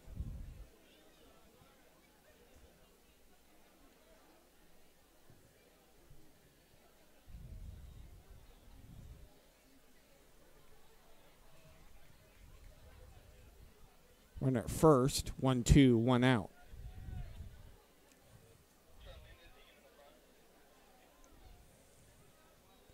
The 1-2 pitch swung on and missed, strike 3. Throw back to first, the runner's back safely. Baker's dozen. 13 strikeouts for Alex Pham. That'll bring up Kyler Laramie. Next up, number 2, Kyler Laramie.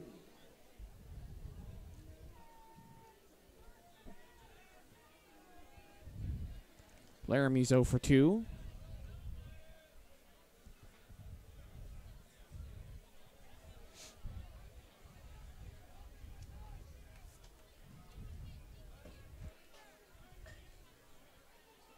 Pitch from Pham is outside 1-0. Isn't it a terminology from hockey that if you score 3 goals, that's a hat trick? Is that right? Yeah. Yes. So it's a good thing in hockey, but in baseball, a hat trick is when you strike out 3 times. Yes.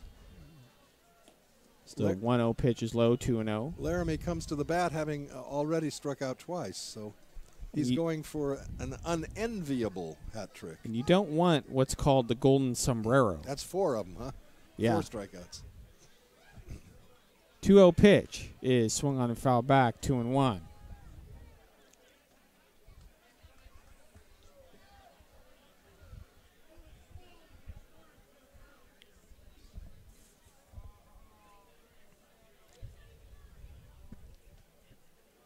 Laramie with the runner at first and 2 outs and a 2-1 count.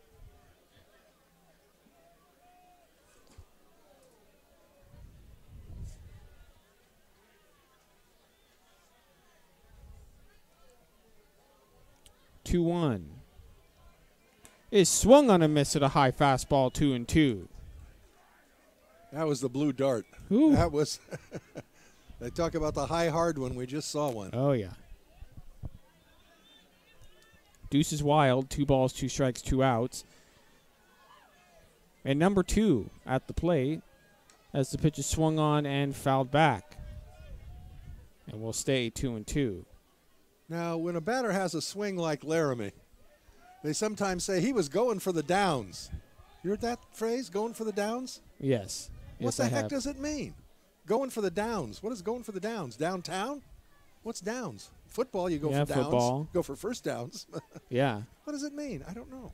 I would assume. I've heard it for a few years. Football related. I don't know.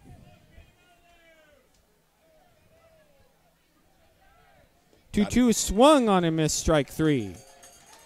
So we will go to the bottom of the 6th inning here in downtown Arcata. The Humboldt Crabs up 7-1.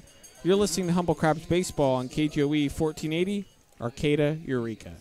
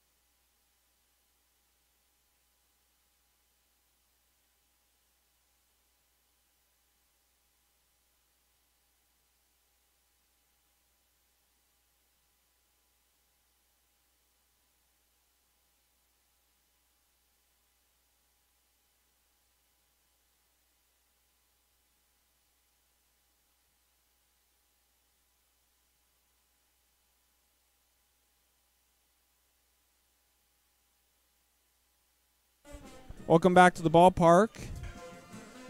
Say, you can tune in to Crab's Corner every Sunday night on Redwood Television's News Channel 3 broadcast at 6 o'clock for a special report on Humboldt Crabs baseball. Insider interviews with the Crabs players and coaches, game highlights, and trivia. One lucky winner who has the correct trivia answer will get a pair of tickets to Crabs baseball. Yeah, you can sponsor Crab's Corner for just $150 a week for 10 weeks of glorious Crabs baseball. Visit redwoodnewstv.com or KIEMTV.com for more information. All right. Yeah, Redwood News always covers the Crabs very well. I got to see the inaugural Crabs Corner last Sunday. A very nice job. They always do a great job. First pitch to Jackson Critch.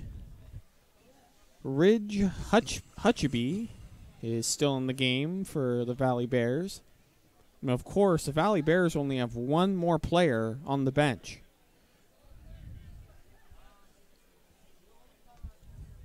The 1 is just high. Counts 1-1.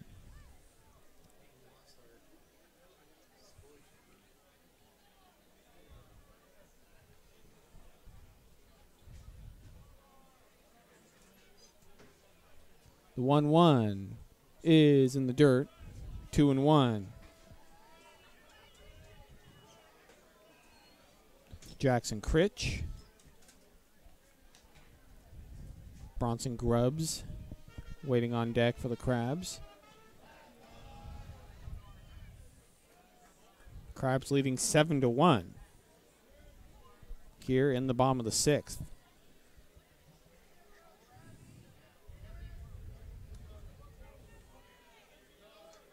Critch steps back into the box. Gets ready for the pitch from Ridge Hutcheby. Here's the 2-1, and it's swung on and popped foul and out of play. It's 2-2. Crabs got 3 runs on 2 hits in the first inning. They scored 2 more on 2 hits in the third inning. Those are the only hits they've got. 7 runs on only 4 base knocks. 2-2. The Critch is in the dirt, 3-2. Solo tallies in both the 4th and 5th came without benefit of a base hit. Certainly the Crabs will take that. Payoff pitch to Jackson Critch, upcoming. And it's high ball 4. So, Hutcheby walks the leadoff hitter. That'll bring up Bronson Grubbs, who's 2 for 2 with a walk. And the manager's going to come out to the mound. There's nobody in the bullpen unless he's going to bring in someone from the field to come in and pitch. Yeah. Because they're using 2 pitchers tonight. There's only 1 guy on the bench. So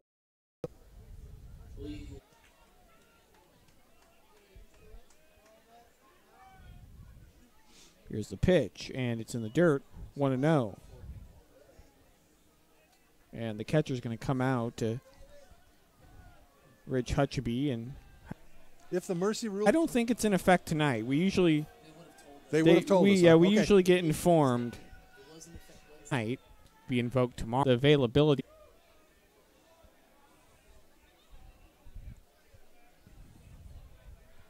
Two on to Grubbs. Is swung on a missed. 2-2.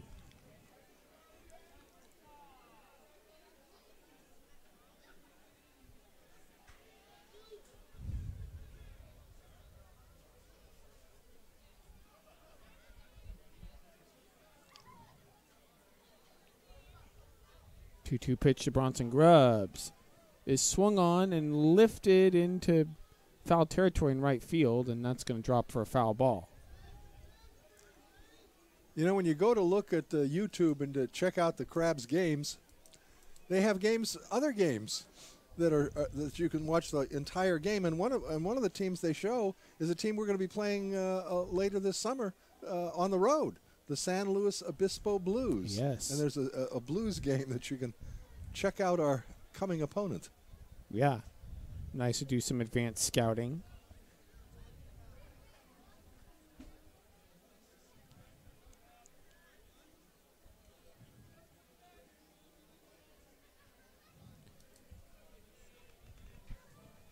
2-2 to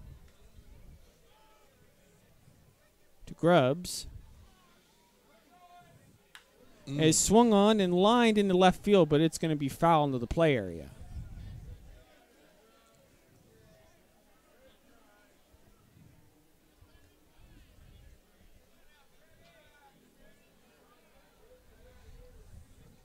Runner in scoring position, nobody out.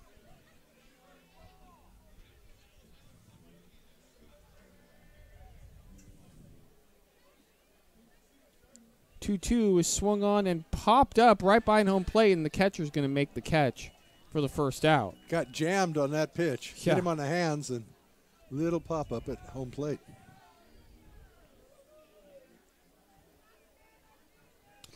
So, Critch will be at second. I'll bring up Coco Figueredo. Number 1, Coco Figueredo.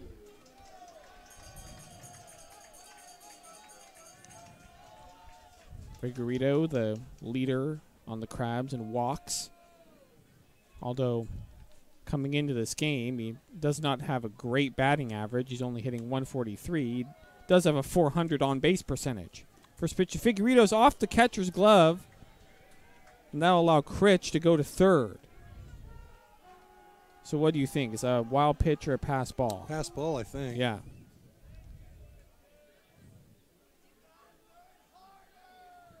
So Critch, the third on the pass ball. There'll be... You know, you ask most baseball men, and they'll tell you they'd rather have a guy with an on-base percentage of 400 hitting 250 than a guy batting 290 and an on-base percentage of 320, right? Exactly.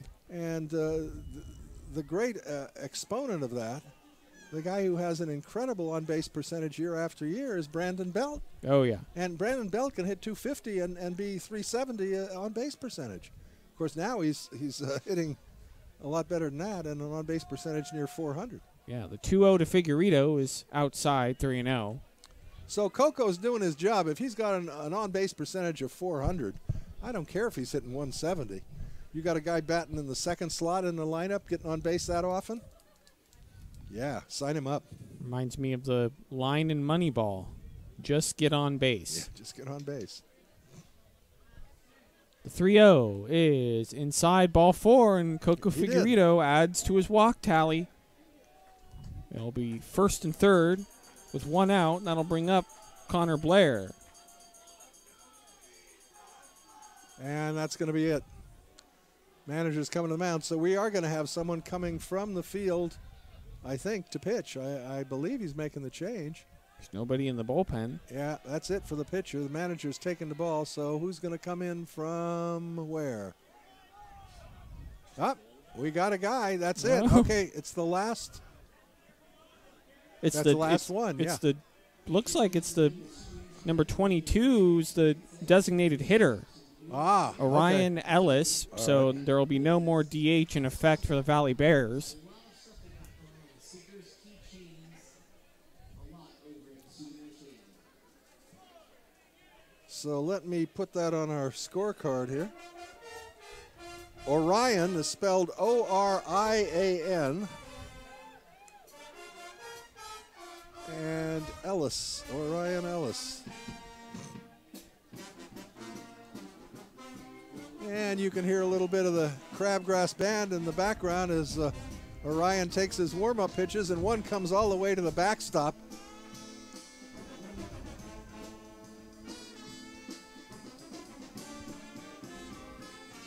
Way back in the day, the California Angels had a relief pitcher by the name of Ryan Duran. And Ryan Duran wore glasses. The glasses were, the thickness was like the bottom of a soda bottle. I mean, they were really thick.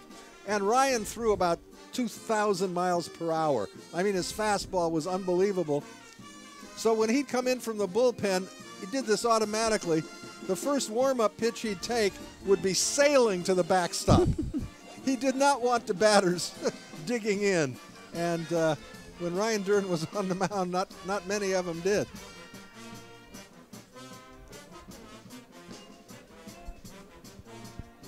So we got a right-hander, and again, I'm sorry, but we just don't have any information in terms of vital statistics or background, anything about the Valley Bears player. They do not have a website, so really no information available on their very limited roster. Yeah. As Liam has said, I think there's 12 guys here. By my count, I'm not real good at arithmetic. Yeah, they have exactly 12 players on their roster on the lineup card that the manager gave us. Well, I doubt there's going to be many more flying in from Fresno tomorrow, so Yeah. I think what we see is what they got. Yeah, exactly. All right, let's reset it. Crabs runners at the corners. There's one out. Connor Blair coming to the bat. The Crabs trying to add to their 7-1 advantage. That's right, Hope. Connor Blair steps in. Trying to do some more damage, trying to widen this lead a little bit more. The Crabs already up 7-1 here in the bottom of the 6th inning. Coco Figueredo at first. Jackson Critch is at third.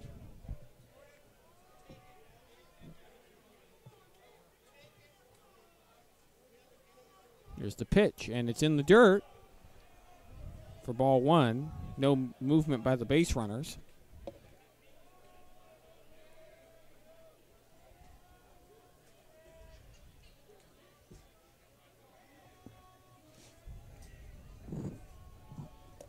The 1-0 pitch coming to Blair. And it's swung on and hit to the shortstop. He's going to go the second for one, on to first for the double play. That's it. So that's how the inning is going to end. The Crabs lead the Bears 7-1 as we go to the top of the 7th. You're listening to Humboldt Crabs Baseball on KGOE 1480, Arcata, Eureka.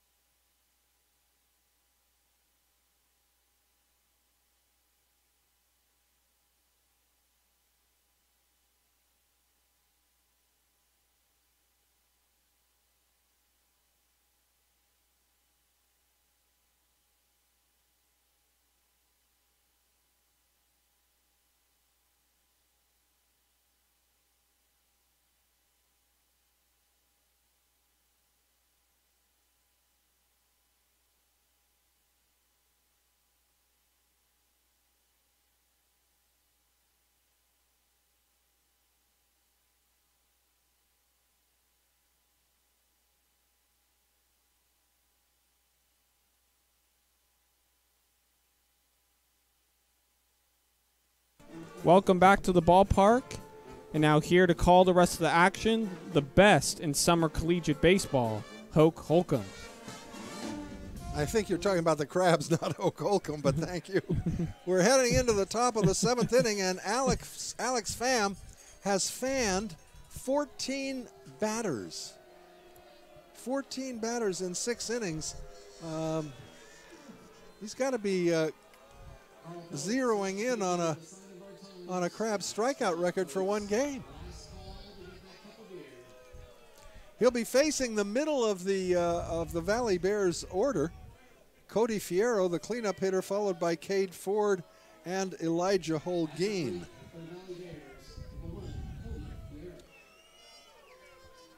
Fierro, an infield single in 2 trips, and he swings through the first pitch, strike one. Right-hander versus right-hander. Pham gets the sign from Johnny Mendoza, and Alex comes to the plate with a fastball away. 1 ball and 1 strike.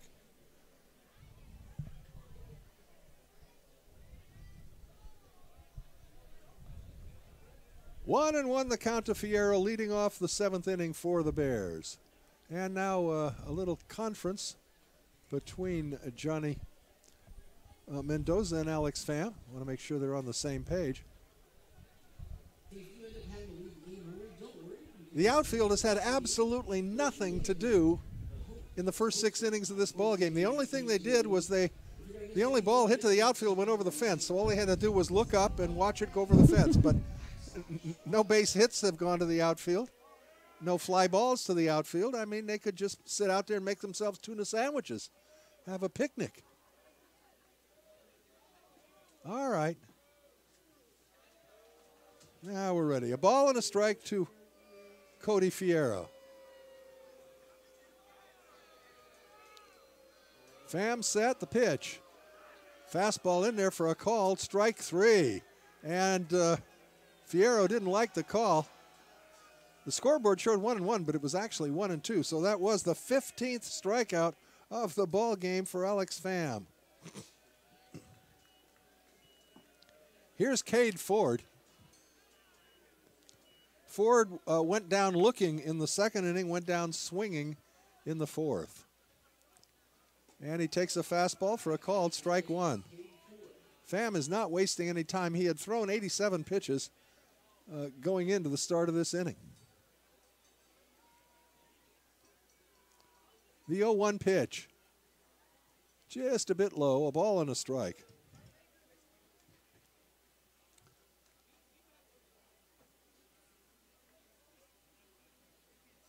One and one to Ford. The pitch. That one misses low. 2-1. Still no action in the Crabs bullpen.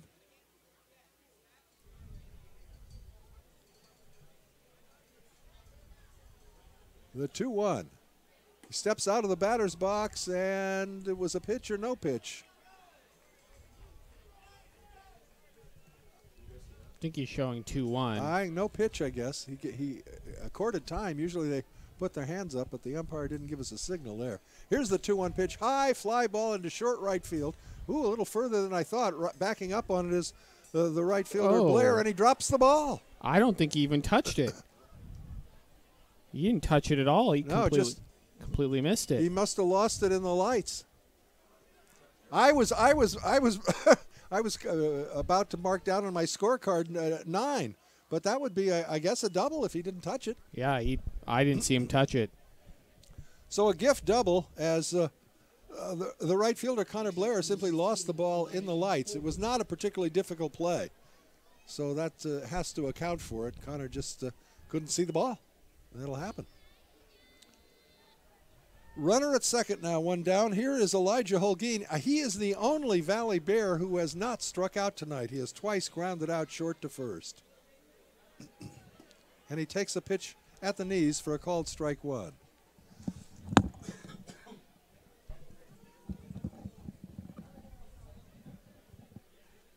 Oh, and 1 to Elijah Holguin. Cade Ford at second base with 1 out in the top of the 7th. The Crabs leading 7-1. Next pitch, waved at and missed. Took something off of that one, and Holguin well out in front. So Alex Pham ahead on the count, no balls and 2 strikes. Alex seeking his second victory of the season.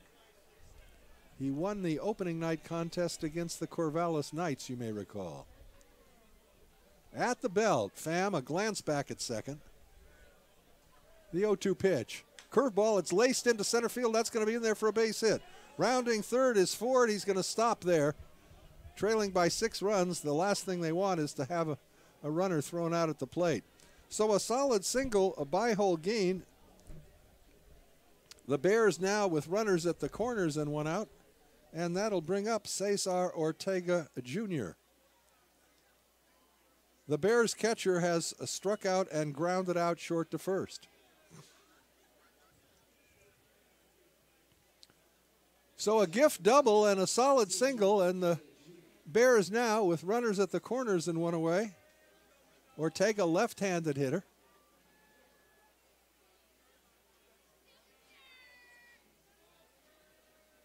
Mendoza flashes signs out to Alex Pham. And now Alex again wants to make sure that he and Johnny Mendoza are on the same page.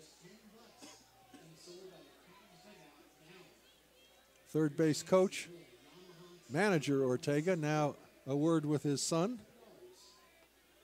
Cesar Jr., the batter.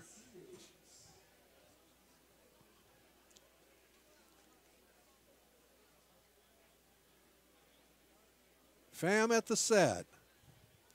The pitch, swung on and missed, strike one.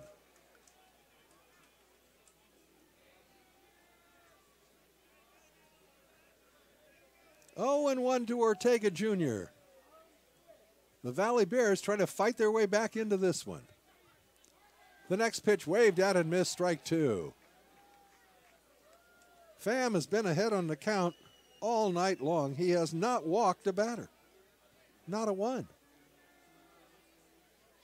He's ahead 0-2 here.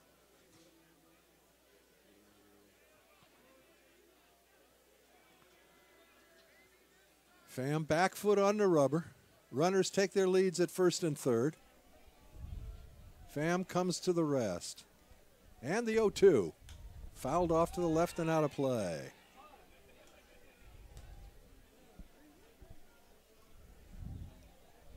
He's got to be near 100 pitches now.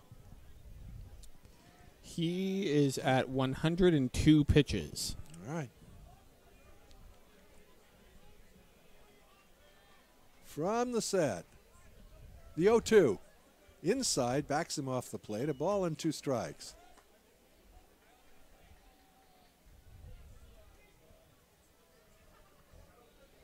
Unlikely you'll see Holguin running from first.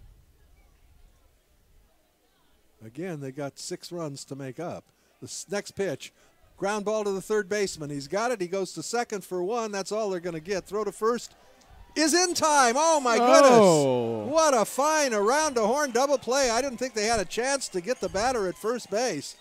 So 5-4-3 on your scorecard, and that rally is snuffed out. No runs, a pair of hits, no errors, and 1 left. And at the end of 6.5, it's 7-1 in favor of the Crabs. You're listening to Crabs Baseball, KGOE 1480, Arcata, Eureka.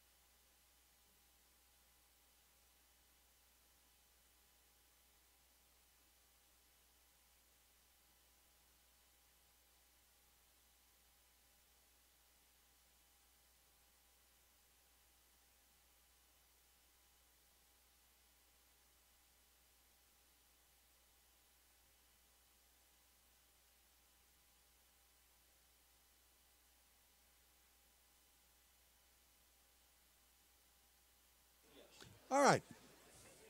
It'll be the middle of the Crabs order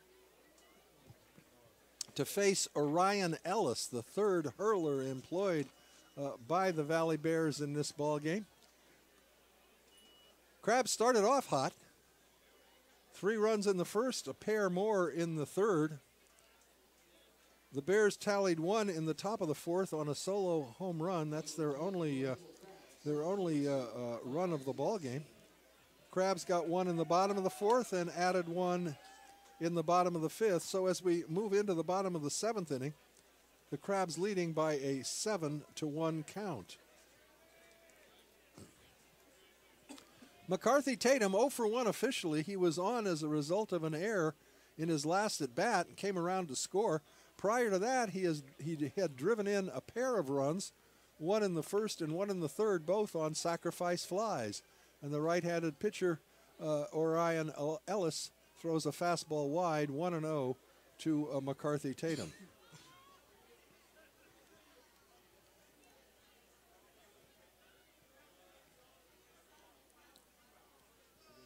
Tatum, tall right-handed hitter. 4 for 16 thus far on the season.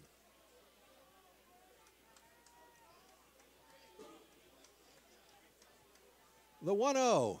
That one is hit hard, foul, way out of play. And the count 1-1.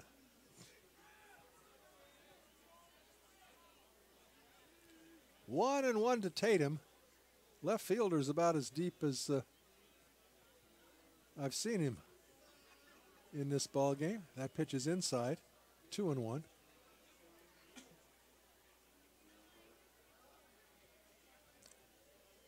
Tatum will be followed by Chase Larson and Johnny Mendoza. The 2-1 pitch. That bounces way in front of the plate. That didn't even go 50 feet.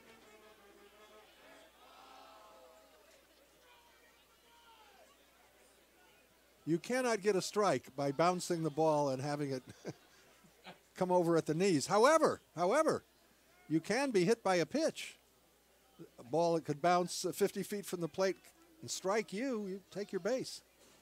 Doesn't matter if it bounced or not. Ooh, that one's behind him. Whoa, my goodness gracious. That's a wild pitch.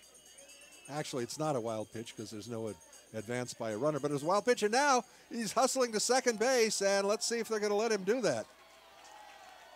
The two umpires are going to confer. Was timeout called? Yep, time is called. So Tatum heads back to first base.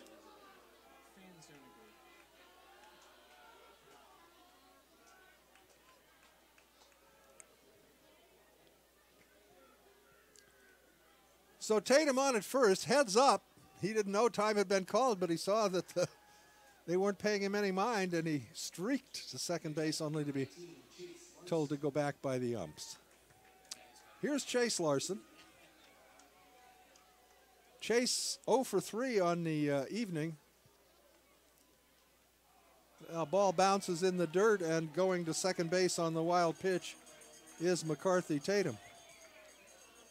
In Chase's last at bat is one of the oddest fielder's choices you'll see. Crabs had runners at first and second. Chase hit a little flare into short right center field. The runner on second base wasn't sure that the ball wouldn't be caught, so he had to hold. And when the ball bounced, the center fielder got it and threw a strike to third base to cut down that runner at second. Next pitch is taken for a called strike, 1-1. So it went as a force out, but a strange force out from the center fielder to the third baseman. Prior to that, he had flown out to center and to right field, so Chase 0 for 3 on the evening. A ball and a strike to the right-handed hitting third baseman of the Humboldt Crabs. Ellis at the belt. The pitch, runner goes, the pitch is inside the throw to third, and he's out. They got him, nice play. Oh, they called him safe. Really? The third baseman must have missed the tag because the ball was there before McCarthy was. So credit McCarthy with a stolen base. A fine throw by the catcher Ortega. I don't know what happened. I guess Laramie missed the tag at third. No argument from the third baseman, so clearly he missed it. 2 balls and a strike to Chase Larson. Now runner at third. Strangely, the infield back. That pitch bounces again. Control. The plate is doing a lot of dancing for Orion Ellis. He's missing, and he's not missing close. Gophers beware. The 3-1. Ground ball to the right side. First baseman's got it. He throws to the pitcher covering. That'll score a run. So credit Larson with an RBI as McCarthy Tatum comes in to score.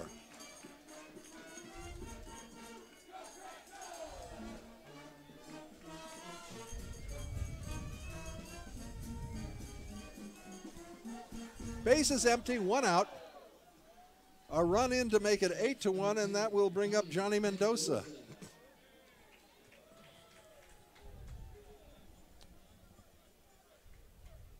Johnny's hit by the pitch. First pitch plunks him in the back, and he trots down to first base. Clearly no intent at this point. Orion Ellis is just having all kinds of problems getting the ball over the plate, and when he misses, he's missing by large amounts.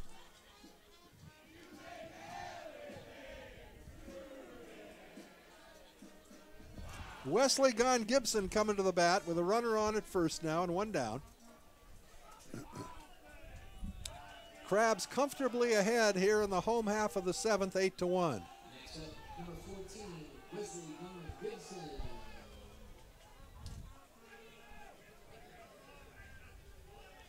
Attendance 542. Gibson, 0 for 1 officially, was on as a result of an error. He's also been hit by a pitch and walked, so he's been on base all 3 times, but no base hits. Mendoza leads from first. The pitch. Again, bounces in the dirt. Mendoza choosing to hold at first base. 542 people at the ballpark tonight. All right. Nice crowd on a wet summer evening. Was that old Johnny Rivers song, Summer Rain? We had a little summer rain tonight.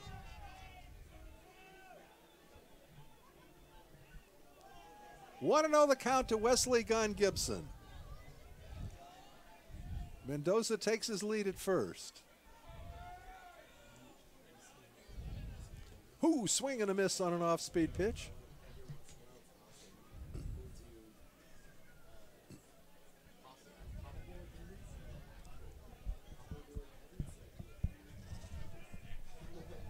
It bounces before it reaches the plate. It's 2-1. But I got to tell you, I've seen Johnny Mendoza now 3 games, and I'm very impressed with his work as a backstop, both in handling his arm.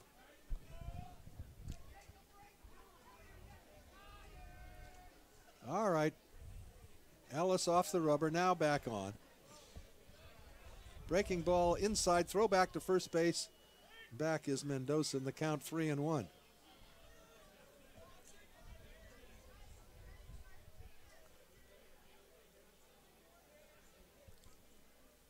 Hitters count, runner at first, 1 down. Crabs up 8-1. The pitch, high fly ball, foul, out of play. First baseman gives it a look, but he's not going to be able to get to it. So the count goes full to Gibson.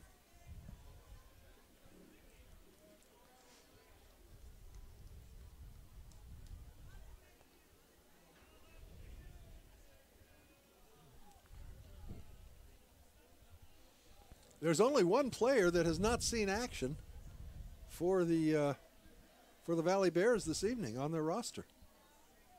They do not have a real full roster. That pitch is low. The throw down to second base is unnecessary. It's ball 4.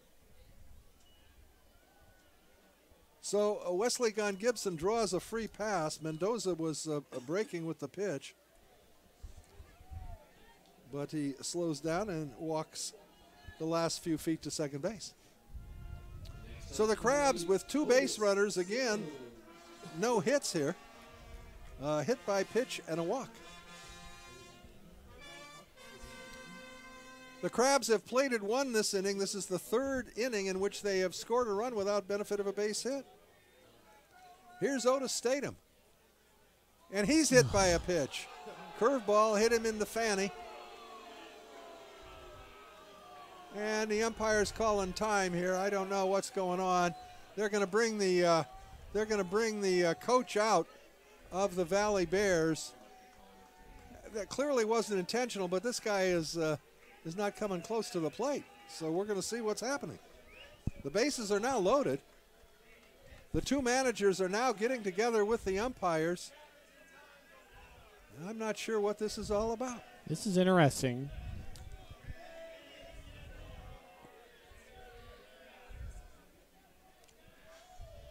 Are they warning the benches?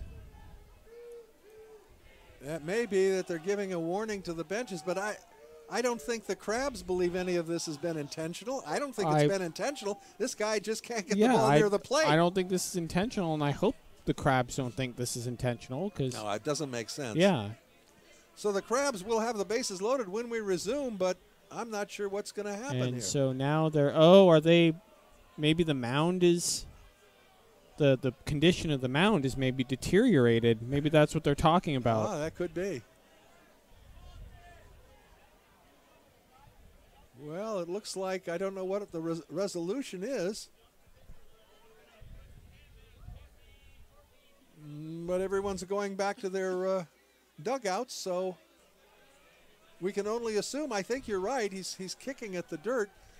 In the past, they've had some kind of sod element, some kind of thing that they've put down on the mound when it gets muddy like this. All right. Here's Jackson Critch. The bases are full of crustaceans. There's one out. Crabs leading 8-1. Jackson Critch at the bat, and the pitch to him is in the dirt. Ball one. Ah, this is really tough.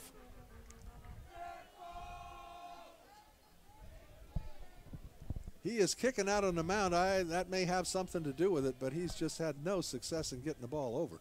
There's one over, and it's fouled back onto the screen, 1-1.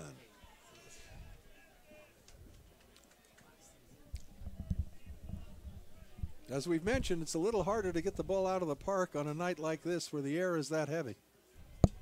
Critch has shown us power already this season with a couple of dingers. The 1-1 pitch to Jackson. Way outside, 2-1.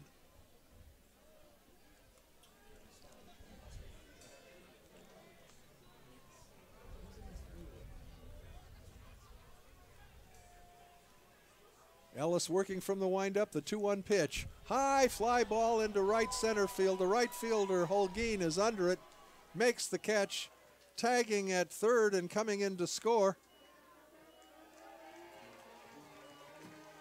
is Johnny Mendoza. Gon Gibson moves to third. So credit Crabs. Runners at first and third, 2 down, and we go to the top of the order, and Benjamin Rips, he scored a pair of runs.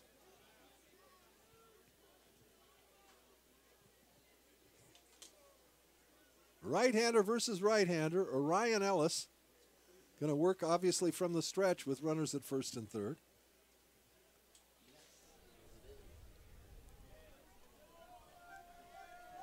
And the pitch bounces at the plate, 1-0.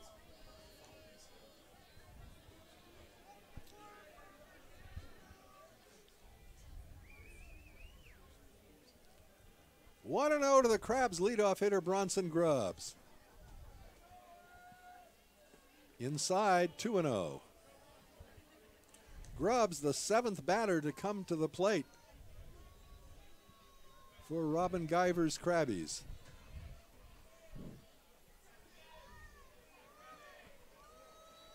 At the belt. The 2-0 pitch. Inside corner for a called strike one. 2-1.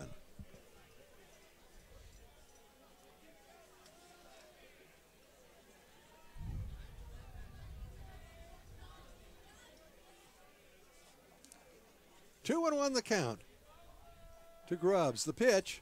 High, 3-1. High and tight.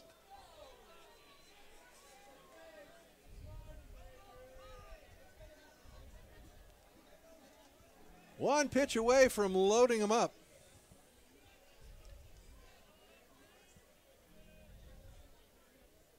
From the set. The 3-1 pitch.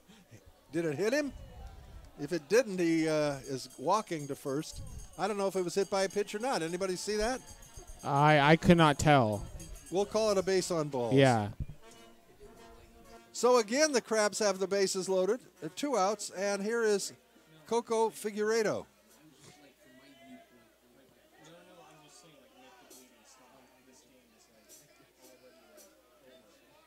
Coco, a double in 2 official trips. He has also walked twice. He has driven in a run, scored a couple. The pitch to Coco. High fly ball into short center field. That could be trouble. Shortstop, second baseman going out. It's going to fall in between. 1 run comes in. Here comes the 2nd run Figueredo ends up at second base. The Crabs have scored 2 more, and it is 11-1. A little flare 2-base hit. It's 11-1 Crabs, and the game is going to continue. Flare, the 9th hitter to come up for the Crabs.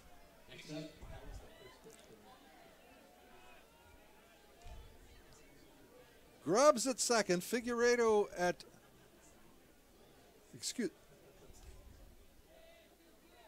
Grubbs at third, Figueredo at second. The pitch, it hit him. Oh. Hit by pitch. Oh, man. And the umpire is giving the outside. It's going to be. Oh, bizarre, because that's the ball game. The game is over. They're employing the mercy rule. All right. And they're bringing it to an end. It was clearly not, there was no bad feeling, no anger or anything like that, but Orion Ellis just could not get the ball over the plate, and they kept plunking the Crabs batters. And so the game mercifully brought to an end here at 9. Final totals on the game for the Valley Bears in defeat: 1 run, 4 hits, and 5 errors. For the Crabs, 11 runs. Is that 5 hits? Is that all we got is 5 hits? Yes. 11 runs on 5 hits and 1 error. The winning pitcher for the Crabs, the starter, Alex Pham, the starter, and he went the entire way, went the full 7 innings. A solo home run was the only blemish on an outstanding performance. Alex picks up his 2nd win of the season without a defeat. The losing pitcher was the starter, Tyshawn Bradford, for the Valley Bears. Well, that'll do it for the ball game tonight. Liam, any final thoughts before we call it a night? Yeah, great win. I'm hoping for a closer game tomorrow. It would be nice. We hope you'll join us. Same time, these same 2 teams will battle it out at 7 o'clock tomorrow night. So, for my broadcasting buddy Liam Warner, for Benjamin Schaefer, hopefully on the mend, I'm Hoke Holcomb, and we're rounding third and heading for home.